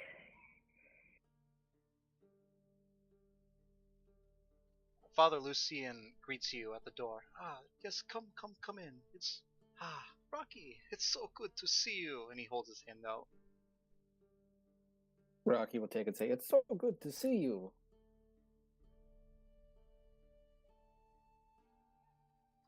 Come in, please.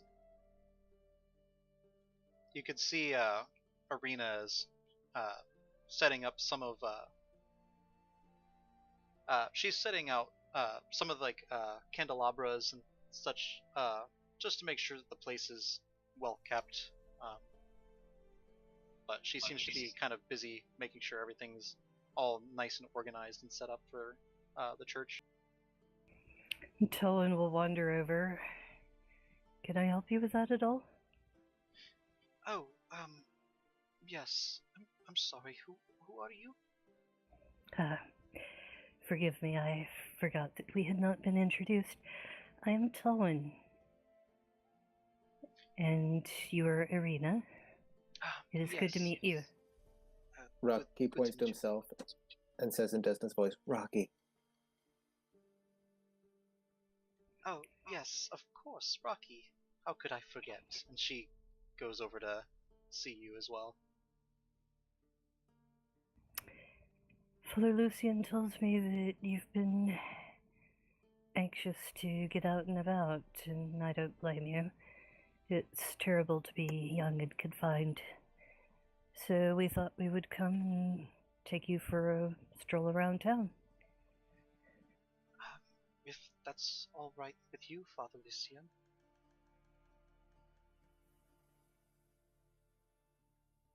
I think Father Lucian could probably spare you for a little while, don't you think, Father Lucian?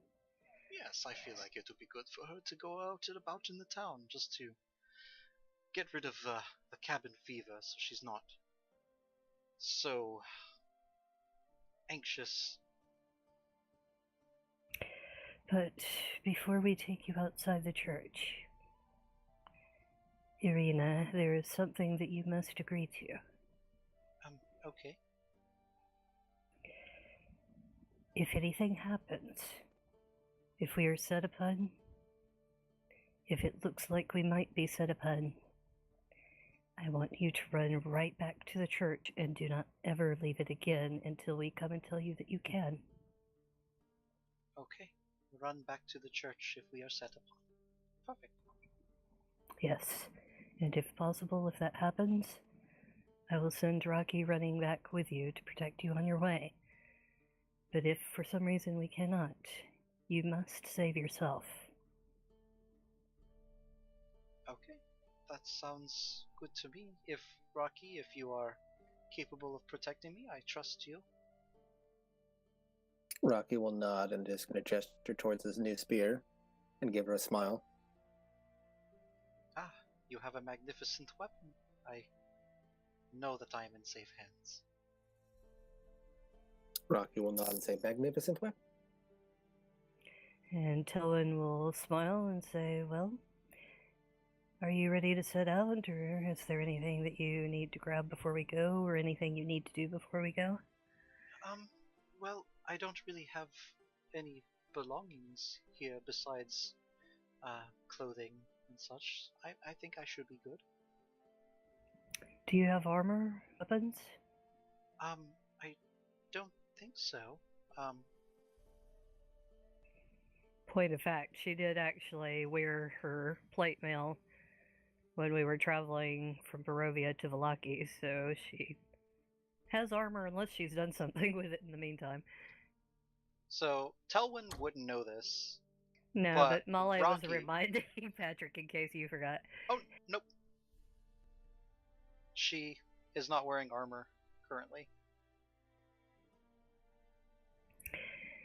But Kyle, Rocky should remember that. Yeah, but I don't know that Rocky would think it's weird. Oh dear. Because that's kind of not an original thought. I mean, Patrick, unless you think otherwise, I don't think so. What about Father Lucian? He probably saw her arrive in plate mail. That would be true. Father Lucian was. As I think I remember you having armor of some kind when you came here. And Arena just kind of thinks about it for a second, and yeah, I don't quite know what happened to it. Is it not among your things? Where do you sleep here? Just in the side room, but all I have there is spare changes of clothes. This holy symbol that Father Lucian gave to me.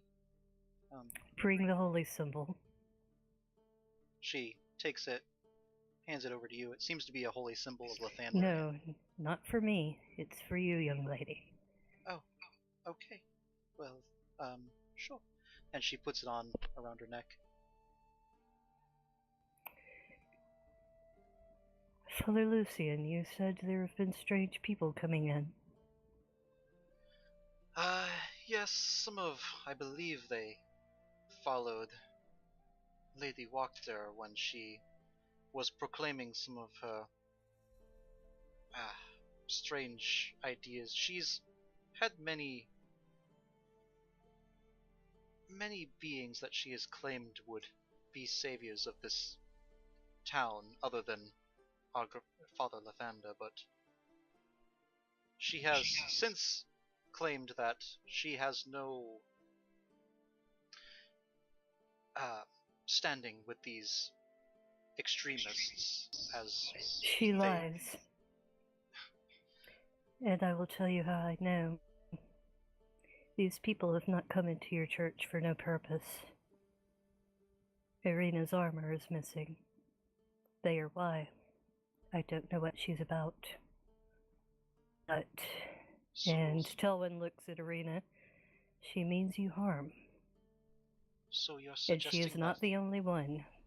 You're suggesting that she stole armor from me? I'm saying that her servants, who have come into your church, have been stealing, or at least they took the armor that belonged to Irina. Father Lucian nods. They may have, but as I said, I will be on the lookout further, but still, it's not my way to turn away those that are asking to join in. I understand it is not your way, but Father Lucian, you must begin refusing entry to those who are not established members of your congregation.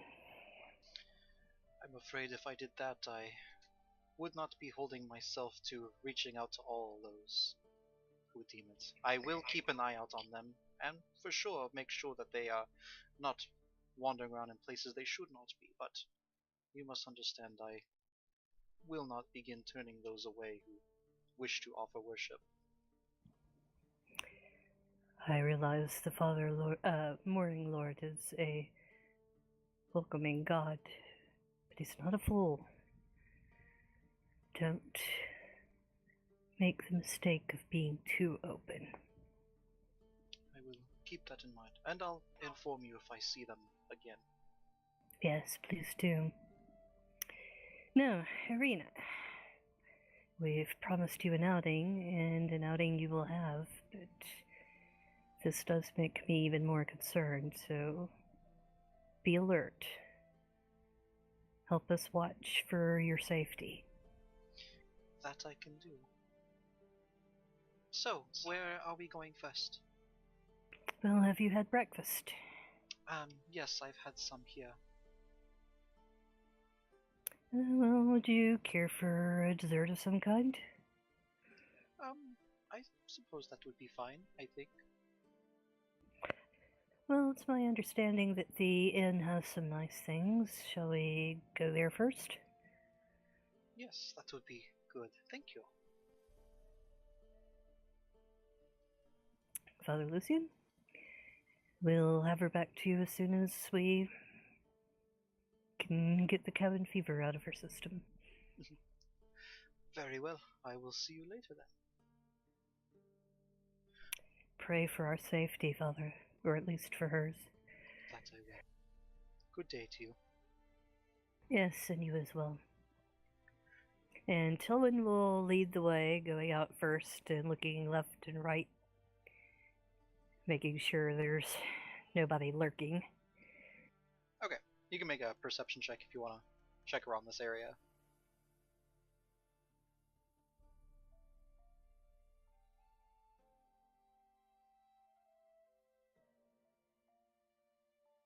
Okay. With a If there's 22, anybody, she sees them. with a 22, you see a lot more activity now as people are going about throughout the day. You see people pushing carts, peddling their wares. Notice there's some kids looking out from the orphanage across the street, just kind of looking out onto the roads down below. There's nobody that seems to be following you or watching you intently right now. Okay. Tilwyn will beckon for Rocky and Arena to come on out of the church then. He'll nod and follow. You make your way out and begin heading towards the inn. I'm probably going to narrate out this so that we're not leaving Duncan behind too long, just so he's not just sitting there with nothing to do. Yeah, it's all good. I mean, like, presumably he woke up after his dream, and he would follow the guiding of the note to find them. But then they went from the church to the they're heading to the inn right now. Yeah. So maybe you want to have him meet with them on the way there, like he just kind of bumps into them happenstance. Yeah, that works. And so we'll go ahead and say like you've gotten your rest in. So it's like around a little bit in the afternoon now. We'll say that you've gone ahead and gotten your rest in. So exhaustion is removed from you, and you make your way over to the inn and meet them out in front. Duncan, good morning to you. There are important things we should discuss. Yes, morning. He's just like he looks like he hasn't like fixed his hair. He's kind of got like he looks like he's just a little bit gaunt. Let's see.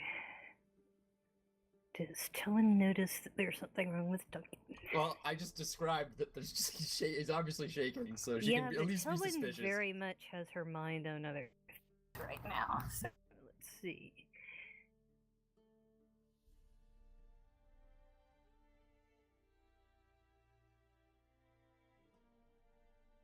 You could tell Yeah. that there's something up with Duncan right now. Everybody, Duncan- I'm gonna say everybody here can tell that there's something a little bit off with Duncan. Duncan, perhaps you might tell me why you're so unkempt and agitated as we're on our way to the inn. Unkempt. And he like thinks about it for a second, and then he twirls his mustache at each end, like to fix it like better. Your hair is a mess. Like he like starts patting it down so that it covers a little bit more of his like balding spots. Like I'm sorry that I don't have a comb with me, but what's troubling you? And by the way, keep a close eye out. There may be trouble. oh, in these places there always is. Yeah, you know what? There's something I need to talk to you guys about, but maybe we should save that for later. What are you doing here? The very first thing we're going to do after we have our food in the inn is we're going to talk. Of course. Tillman catches Duncan's eyes and holds them. I'm telling you, there are serious things wrong. I'll take your word for it. You won't have to take my word for it long. Okay. And Tillman continues on towards the inn. She's very obviously looking around, checking for any kind of threat. Okay. Inside the inn, it seems pretty quiet right now. It's little bit in the afternoon, so not very many people are actually here at the moment. You notice there's like so throughout the layer of the inn, there's the western side or like the south side of the inn. There's a larger table. There's only 2 people sitting at it. And then over on the north side, there's another table with 2 individuals. They seem a little bit more well dressed than the other 2 on the south side. The ones on the north side have more like kind of like noblish looking clothes as they're in here, just kind of discussing things. And you see the barkeep, the woman, and the man are both kind of talking behind the bar right now as you make your way inside. Now, Tillin is keeping one hand close to her sword hilt, just so anyone here that might be watching might know that she's ready. Are the ravens there? Yeah, there are ravens outside. There's about like 4 of them right now, just on the outside of the tavern. Didn't we figure out where they Rocky, came from? No, we've never figured out what's going on with the ravens. Rocky leaves a little bit of bread behind him and gives a nod to one of them. You do know that, like, well, back at the winery, they were friends. Yeah. They were friends with the ravens and followed the Raven Queen. Yeah, that's right. Anyway, since Tillin wasn't present for that. I was just trying to remember at a character. Okay. We get inside and Tillin calls out, drinks, and what do you have for desserts here? We have, for desserts, not much at the moment, I'm afraid. We do have, some light cakes, if you want one of those. They're not the best, but it's what I can manage right now. That sounds good, and maybe a little light lunch. Yes, I can prepare a light lunch for you. Danica, would you go and prepare some food? Thank you. And she goes into the back room and begins preparing some meals. And Tillin will assess the room, try to figure out the safest place for Irina to be seated. Okay. If you look around inside, there are 1, 2, 3, 4, 5, 6, 7 tables. There's 7 tables altogether, and then there's the bar itself. The table at the very north end of the bar is occupied by 2 individuals. The table at the very south end of the bar is occupied by 2 individuals. So there's What's close 2 to the door? round. There's 2 square tables on either side of the entrance. Both are 2-seating tables. And then in the center of the room, there's 2 round tables. Those seated and with about 1, 2, 3, 6 chairs each for those. Okay. Tillin will choose And a then table close to the door. It should show up on the map here too if I pull this up for you now. I'm not seeing anything. Let's...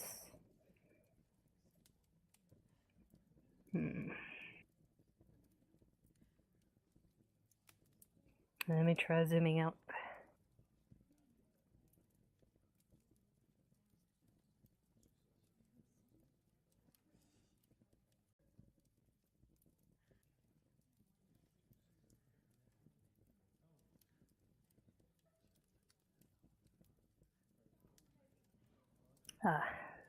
There's a map. But it looks to be outdoors. Yeah, you can go ahead and move inside. Oh, hold on. I don't know if I have the door set. But it was you could turn like that the lighting on in this, so it's not just black everywhere. We can just see what we've already come across. I forgot how to do that. It's like fog of war or something like that. Yeah, let me see if I can do that.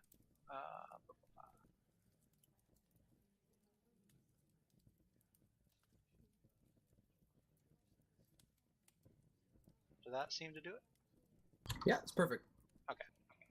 You want to move Arena inside? Okay. There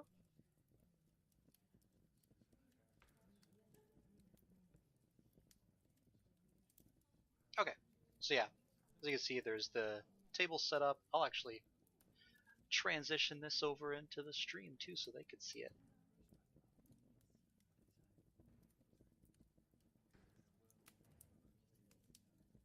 Okay. Okay, so Tillman has chosen one of the tables close to the door, and she puts herself between the door and Arena. Okay. So Arena will be over on this side over here. Yeah.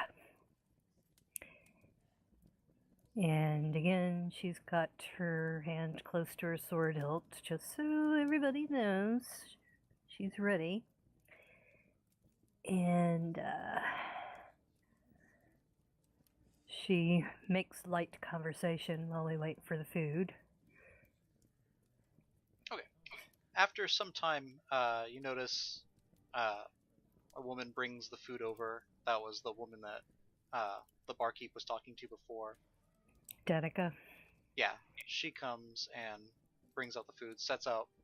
So everybody was getting food, right? Yeah. Okay. Sure. She'll set aside. It looks like she's got 4 steaks set for you guys here. Well, that's a light lunch. And there's also like some potatoes and carrots along with it as well. And the cakes. Yeah, she brought the cakes too. Okay, so Tillman will pay the lady and then kind of lean in towards the others. I'll go first. Duncan, someone has stolen Arena's armor from the church. Have they now? Father Lucian says there have been people of Lady Wachters coming to his services. And that doesn't sound right to me, does it to you? Her name does keep on coming up. Doesn't it, though? But everything else is fine other than that. Nothing's out of the ordinary with you, Arena? I don't think so. I am told to stay in the church always by Father Lucian, but... And he is quite right. If we are not here escorting you, you must remain inside the church, and I will tell you why.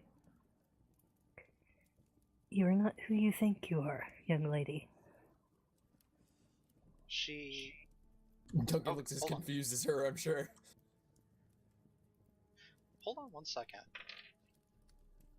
Oh, gosh. Everybody's passive perception is above a 9, is it not? Yes. Someone says 14. Okay. When you say you are not who you think you are, she actually kind of stops for a second, kind of like and looks down at herself, looks up at you, kind of scared. Don't be frightened. You're not anything terrible, but what you are is putting you in grave danger. You originally lived a long time ago, and Strahd was in love with you, or thought he was. What in the bloody hell are you talking about? This information comes from the angel, the abbot of Kresik.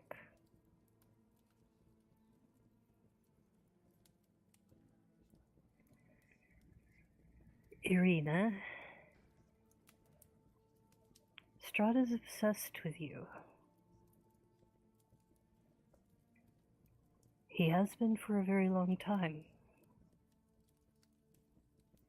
I've seen these kinds of obsessions before. For you see, I am not what I appear to be either. I am over 500 years old. I look elvish, but I am of angel kind. I'm not sure I understand how that works.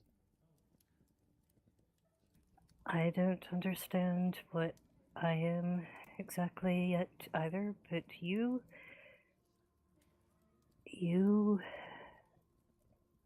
I think perhaps you reincarnate. This time you are a girl named Irina, who was the daughter of the burgomaster in Barovia. But long ago, Molly is drawing a mental blank. What was her name? Tatiana or something Yeah, like that? it was Tatiana. Okay. Long ago, your name was Tatiana. And Strahd desired you. So much so that he made a dark bargain.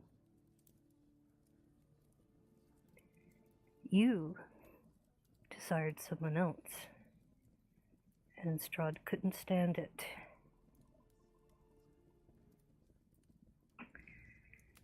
He will not rest. He has become what he has become, which is a vampire, until he has you.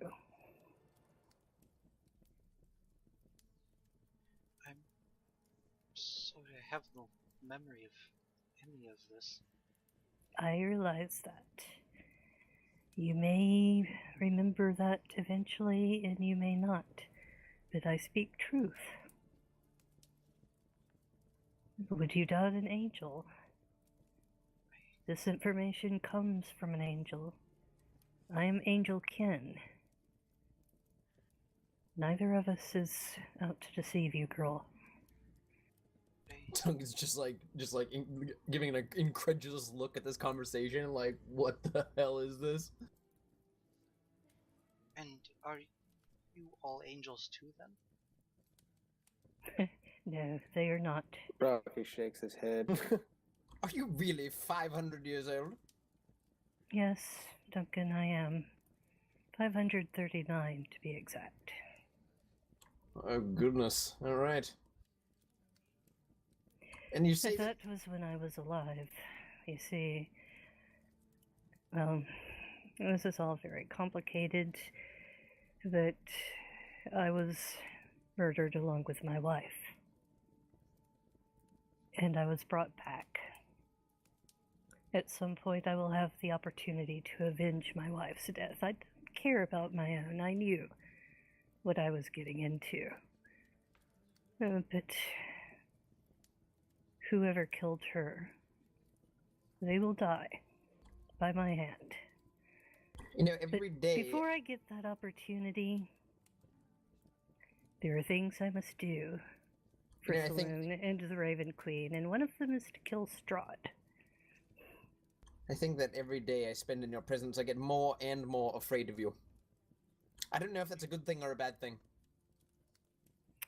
You have nothing to be afraid of from me that I know of. Strahd should be afraid. Listen, and you, Irina, you should be afraid of Strahd.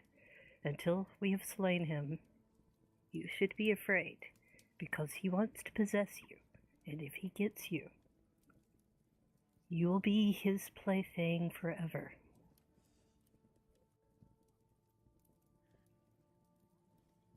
She takes in your words, and you see her.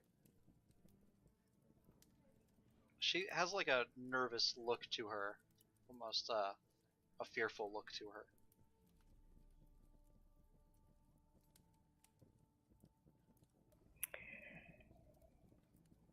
I took a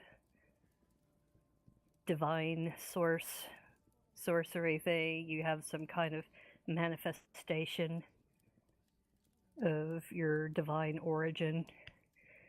And so I took that as kind of the voices of angels can be heard distantly. So Tilwyn will look Irina right in the eyes and say, "Believe this," and the angelic choir can be heard singing faintly.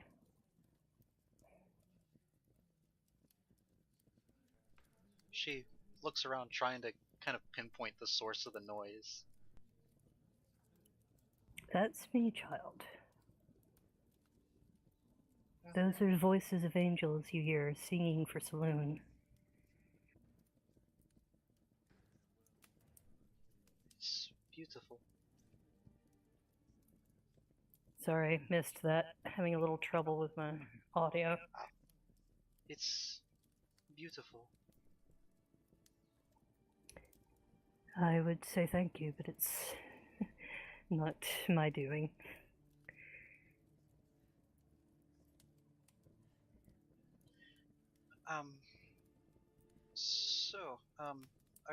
Are you all close to stopping this Strahd?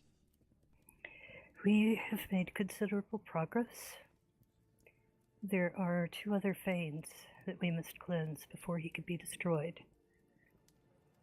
When they have been purified, his time is up, and you will be free.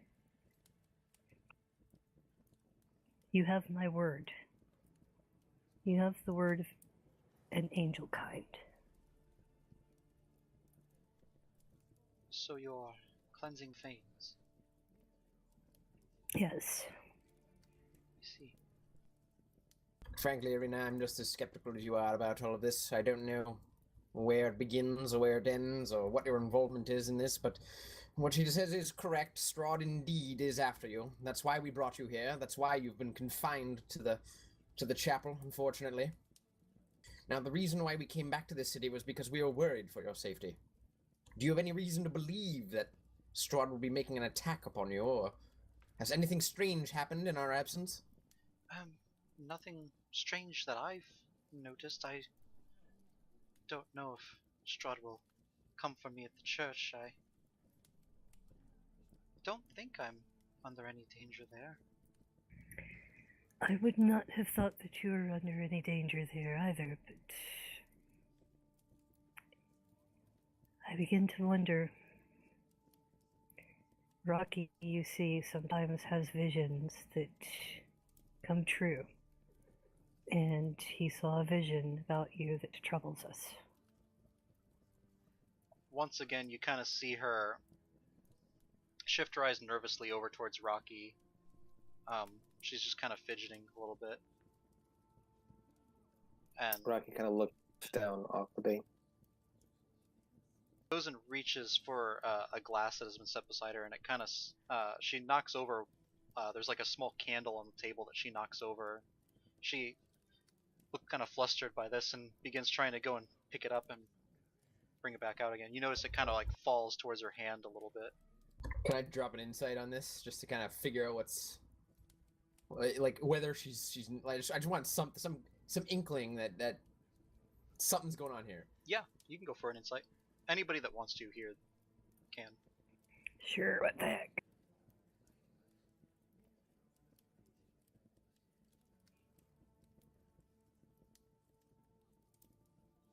So 15 from Duncan, 8 from Telwyn, and then Rocky, are you gonna roll one? Telwyn must have stuck out her hand to try to steady the candle.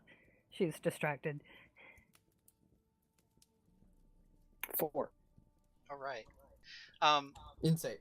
Rocky and Telwyn, you are kind of more preoccupied with her just kind of like jumping and being startled all of a sudden. Duncan, you notice that she seems a bit fidgety. You also notice she seems to be kind of glancing around every time Telwyn makes mention of Strahd. Just like really. Something inside her is true. Yeah, Duncan will just kind of like narrow his eyes at her and kind of like arch an eyebrow. So you say that your armor went missing? Yes. You don't know how that happened? No. Must have happened when one of those, as Telwyn put it, one of those, followers of, the Fiona has been in the church. Do you remember? Do you remember when we first met? She kind of thinks for a little bit. Oh, of course, of course. How could I forget? When you gave your sword to me, Yes, yes, of course. told me to protect you with it. And you did. I did. Except you didn't give your sword to me. You gave it to my friend Rocky here. No, well, okay, maybe I must have been mistaken. Doug gonna like lean in and kind of scowl. I'm gonna drop an intimidation check. Who the hell are you? Duncan. Oh, shit. Oh, That's a nat 20. Well, I don't... And she kind of immediately stands up. You can see her chair just is knocked over on the side, and she's glancing around. And If she stands up, so does Tillin, because Tillin is not letting anything happen to this girl. she immediately begins shouting at the two that are sitting at the north side of the room. Help! These people, they want something from me. I don't know. They won't let me leave. And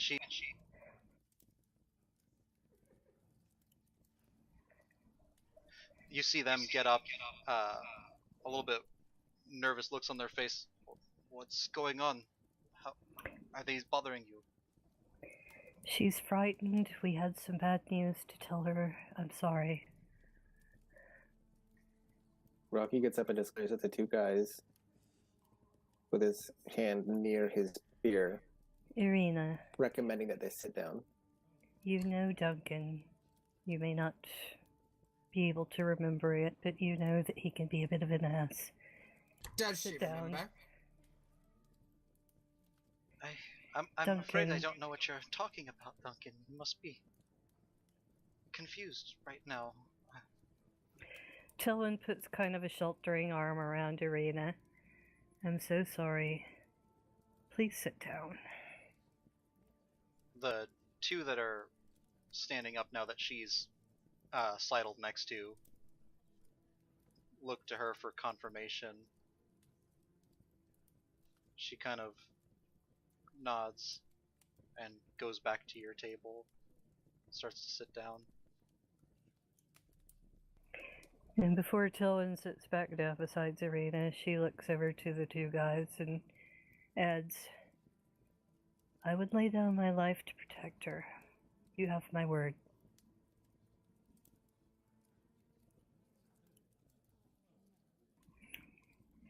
And then she sits down next to Irina and... Duncan, don't do that again. You're missing the point. I think you're missing. No, I'm not missing the point, but you were going about it the wrong way. She didn't ask for any of this. All you're doing is frightening a child. I don't think you Better understand. than that, This Duncan. This isn't Irina. Don't you understand? This isn't her. Someone has replaced her.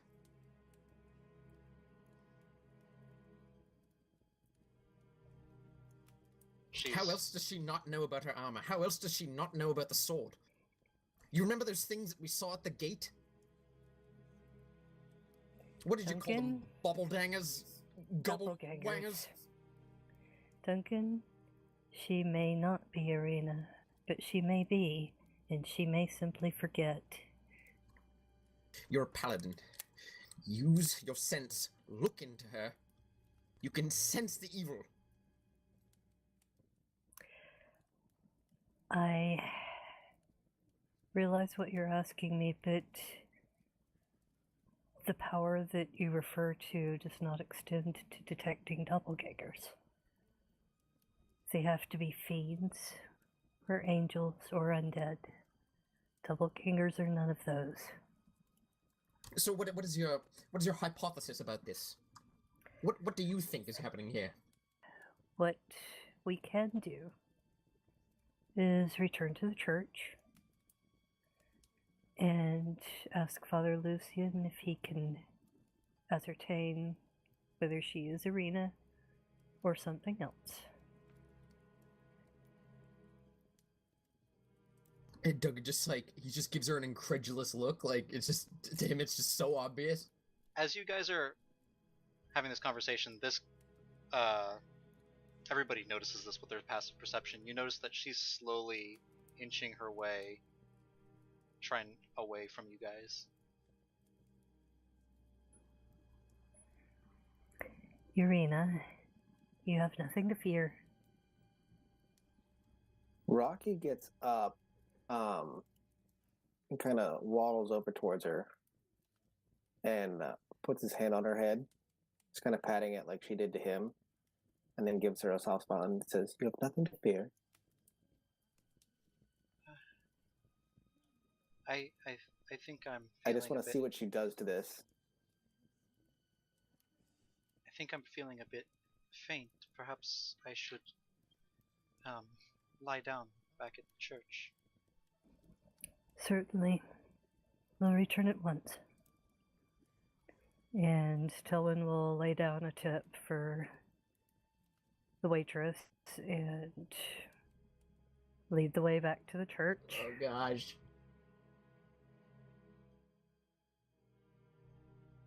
Don't worry, she's keeping an eye on Irina and everything. So, as you guys make your way towards the church, streets are kind of still a little bit busy, a little bit busier than they have been throughout the rest of the day. Everybody's looks like they're starting to some people are getting off of their job or getting done with their jobs and heading home throughout the day. You see the streets are kind of more so filled with people now. And after a little bit of time, Irina's looking back and forth between the three of you, Rocky, Telwyn, and Marbrand. She's just kind of nervously looking between all of you.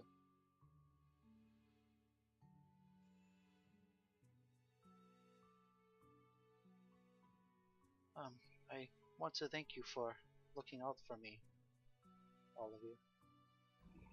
Of course. Just keep Rocky moving. gets a soft nod.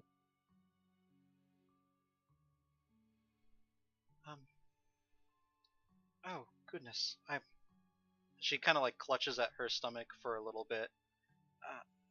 Must have been what I ate. I feel so faint right now.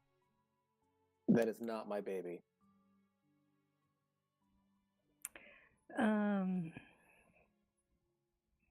Rocky gives Any kind of a chance concerned that look.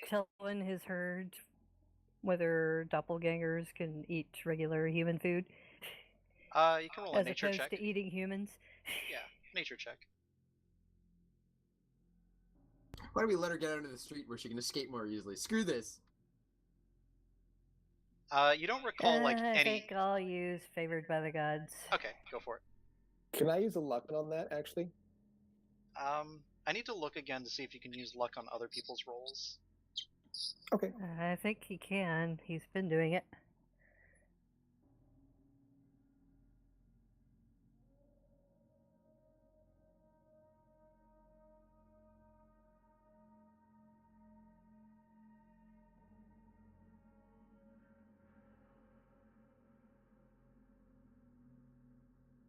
Okay, you can only use it on others if it's an attack roll. Okay. Okay, and then with favored by the gods, that adds what to you, Telwyn? It adds. Excuse me.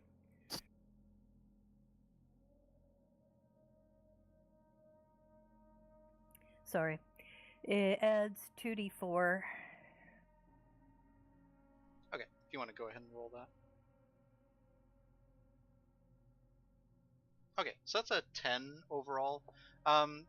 You never really paid particular attention to eating habits of doppelgangers. More so, you tried to get yourself knowledge on how to deal with them, how to best handle them in combat situations, and how to protect others from them. Yeah. those would be the priorities.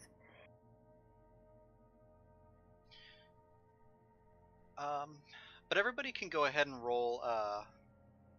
Well, everybody just make an intelligence check. What is it? What is this for?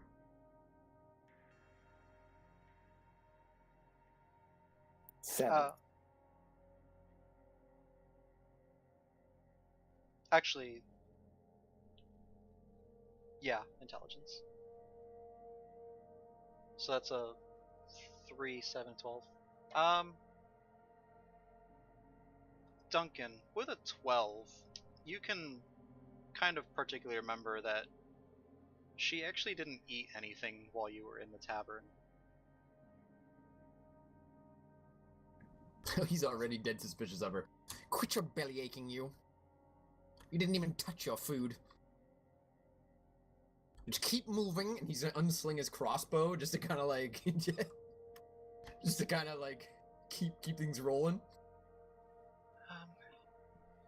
Duncan, you said she didn't eat anything. Well, hardly. Her plate was still there. Weren't you feeling well, Arena? Weren't you feeling well when we went to the inn? I'm afraid that Oh no, and she looks out past you, kind of wide-eyed and terrified. He's here. Tillin will put a hand on Arena's arm and close her fingers around it. And spare a quick glance in the direction that Arena was looking. Okay. And then back at Arena. As you look around to see where she's pointing to, she immediately tries to break the grip. So she's gonna try and break the grapple here. And can I use athletics to keep her? Yes, you can. You'll need to beat an 18. Okay, you manage to hold on as she tries to break free. She's trying to break out of your grasp. Please, just, I don't want any trouble. Please, you need to just let me go. I'm sure you don't want any trouble, but you are what you are. And Tillin forcibly escorts her to the church because she wants to make sure. And calls to Father Lucian. I think Irina has been replaced. Can you cast a spell to make sure? You think that she's been replaced? We don't know for certain, but it does look probable. Father Lucian, do you have the ability to find out whether she is Irina or one of the things whose heads are on pikes?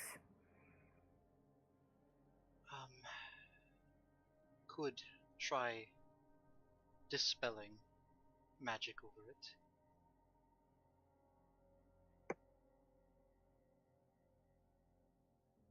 If you think that would help.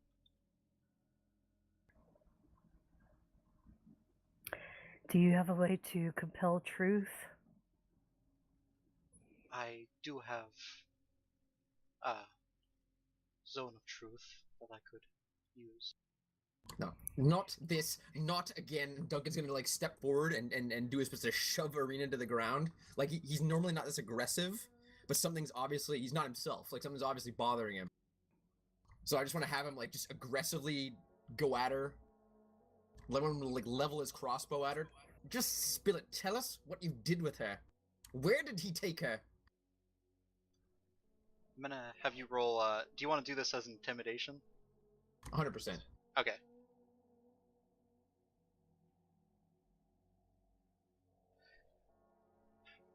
She looks once again at all of you. I don't know fully what I am, but I must obey him. I knew it. Obey who? Why, Strahd. Father Lucian, Zone of Truth, please. Where did he send you from? So Father Lucian Don't- will go ahead and cast a Zone of Truth. And if I'm not mistaken, everybody needs to make a Charisma saving throw. I don't want to go in this thing. Screw that. You can stay far enough back to not be in it. He's already wary about it from the first time. Oh, I didn't know that's what we were rolling for. Tillman has no reason to resist this spell, so never mind that. Alright, so she got an 11, so that's a fail.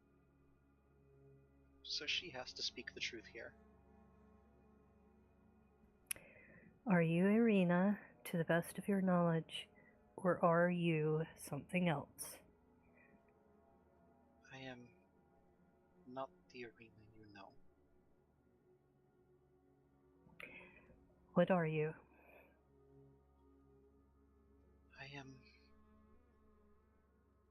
from what I know, the creation of Strahd.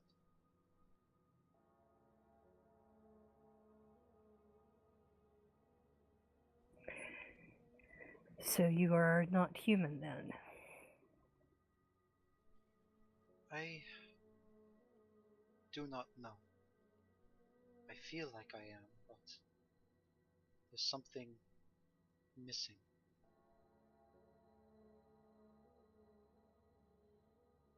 I feel cold all the time. I have some memories of Irina, but not all of them. Sounds undead to me.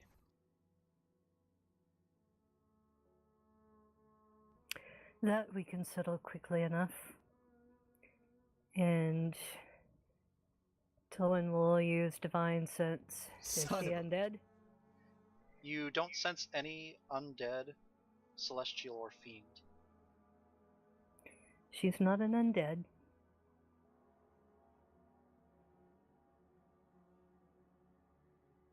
What do you The know about him? problem- What are his orders that he gave to you? What did he tell you to do? Wait just a moment, Duncan. Son of a... Ugh.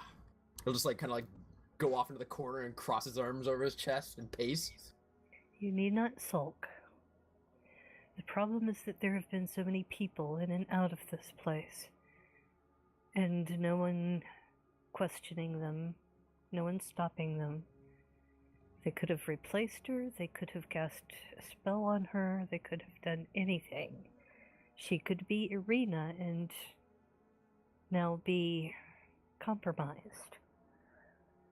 Or she might not even be human. We don't know.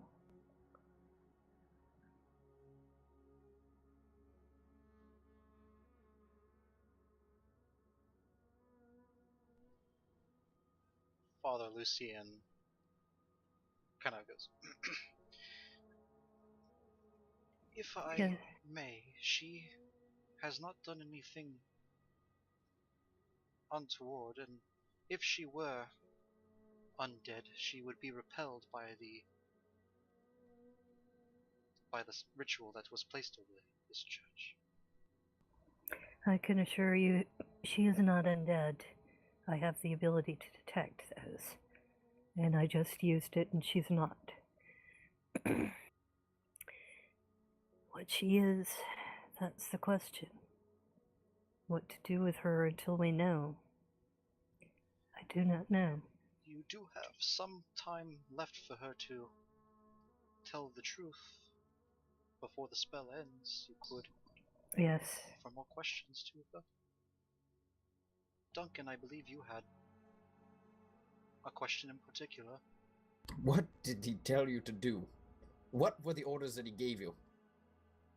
She looks down, almost like she just wants to say something, but her words won't let her. He said I was to. He said I was to remain here and to pretend to be your friend, to pretend to do whatever you wished of me, so as not to arouse suspicion. He said that you were my friends, that you helped me from Barovia. He gave me all the information that was needed in order to perpetuate that I was still Arena. If she was ordered to pretend to be Arena, that answers our most important question. But she did not ask to be what she is or to do what she's doing. I cannot find it in me to do anything to her. It's Strahd who's the problem. Where were you before this? Where's the last place you remember being before coming here? My first memory was in the castle. Damn. Duggan will look over to Rocky. Your dream. Rocky. Do you think it could be the castle? Rocky nods a little bit and then kind of gives a bit of a shrug, like he thinks so, but he's not sure. It's too soon. It's too soon to go there. When Rocky described his dream to us, I thought it probably had to be Strahd's castle. I, for one, am ready to go there now, but based on what we've learned, I don't think we can succeed until the other Fanes are purified. Did he say anything about us? Did he say anything about us specifically? Try hard to remember. He wanted me to keep him informed on what you were doing and what you planned to do next.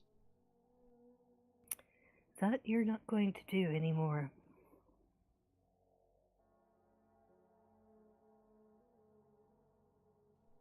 What are you going to do with me? As I said, you did not choose to be what you are or do what you're doing. And therefore, it is not your crime to be punished for. But if you compromise us, if you tell him anything else about us, I will slay you. You have the word of an angel kind. Duncan thinks about this for a second. I think there's something that I need to talk to you Yes. about in private. But just a moment, Father Lucian, do you mind watching over this not Irina? I will make sure she goes nowhere. And please, do not let anyone get to her. Duncan, something is troubling you. I could tell it before we went inside the inn. What's wrong? Duggan just he'll wait until Irina's long gone, out of the room, wherever she's going. Father Lucian will be back. And Tilwyn leads the way out of the church and tries to find a side street or something. All right, I'm cool with that. Duncan, speak. He'll look to Rocky first. When you have your visions, when you have your dreams, how do you know when they're true? How do you know when it's more than just the food you ate before you went to bed? Rocky kind of shrugs and points to his chest, and then to his shoulder, where he has the symbol of Desna. I suppose we can't take chances. I wanted to pretend it didn't happen, but clearly it's affecting me more than even I want to admit. I had a dream. I saw him. Did you? And what did he say or do in the dream? You know, the usual. Trying to pretend as if he's the victim in all of this, and he's trapped along with us. Oh, he spoke truth when he said he's trapped. But that's because this is his prison. He says that there's a greater evil here. And, frankly, I was inclined to believe him. Of course you were. That is the power of the vampire. They have an evil, demonic power to But control minds. We need only think about it, though. I mean, something is keeping him here against his will. There is something Yes, greater than him. This is his punishment as a vampire, Duncan. But his punishment from who? From what? The gods. Duncan just kind of look at her like... Oh, okay. Told me that he wasn't responsible for many of the things that happened in these lands, and I know that it's bullshit. These entire lands, this entire realm, was created because he became a vampire. In a sense, there is no god but Strahd here. I don't know if I believe that. There are vampires that exist outside of this place as well. They are not trapped as he is. Something is keeping him here. As you said, his punishment from the gods. I can tell you only what my angelic guide told me. You bloody angelic guide. Yeah. At any rate, he told me that... Denariel, are you close by? As you hold on. As you call out for Denariel, doesn't seem to be an answer. He must be busy doing something. You see, and this is why I don't Someone else. believe in the gods. They're always so fickle at doing anything that they want. They show up, they don't show up whenever it suits them. Duncan, right now we're talking. Elsewhere, there may be someone that he guides who is in the midst of a crisis. It was simply bad timing. That doesn't mean that gods don't exist. Now, let me get back to what Strahd was saying. He told me that indeed there were greater evils in this lands, and frankly, I believe that there might be some truth to that. Be it gods or whoever it is, there is something that is binding him here and us here. Something that is beyond his control. He said that the source of this power, the thing that is keeping us locked in these lands, it might be connected to the Amber Temple. Now, this is a place that Rocky and I have heard about before, and we resolved long ago that we were going to go there and investigate. It's been foretold that this place holds some kind of power that we can use against Strahd. He said that he wants us to go there and see for ourselves, to see the truth of what he was talking about. Now, of course, I'm not completely persuaded by what he has to say. If Strahd wants me to go there, that's about the last place that I want to go. But I think that there is an opportunity in this for us. This creature says that whatever it is reports to him, tells us of our actions, tells him of our actions. Not anymore. Well, hear me out. Perhaps we let it slip, that we are indeed going to the Amber Temple. From what I talked to him about, he might believe that we're headed there. But in the meantime, we actually make our way to his castle and get Arena from him. He needs her. Yes, he does. But Duncan, we cannot hope to succeed while the Fanes remain impure. Selwyn, while you're in the middle of this sentence, you hear a scream come out from inside the church. It appears to be Rocky's running that way. Arena's scream. Damn it, blast. Vigorously. All right. As you go inside, you see Father Lucian, he's holding Arena, and she's just kind of... Quickly, Telwyn is casting guidance as she runs inside. Okay. She looks to be in extreme pain. She's looking about. He knows I told you. And she's starting to fall to her knees. You notice water pouring from the sides of her face. What looks like sweat at first, you can see it's way too much to be sweat. And you can see this water kind of pouring all throughout her body, down her arms, down her legs. And you can see that she's growing shorter, and you notice her feet are coalescing into water itself. Looks like she's forming, like a puddle is forming below her. You can see her looking about in pain. Please, please, you have to help. And as she's trying to talk, her words start to gargle as if she's like choking on water. And you notice that she begins turning more clear, less physical, less solid. And before you know it, she is completely see-through, and she looks out one last time and completely spills across the floor, completely liquefied, all water all throughout the floor. And that's where I'm going to end tonight's episode. Son of a bitch. No.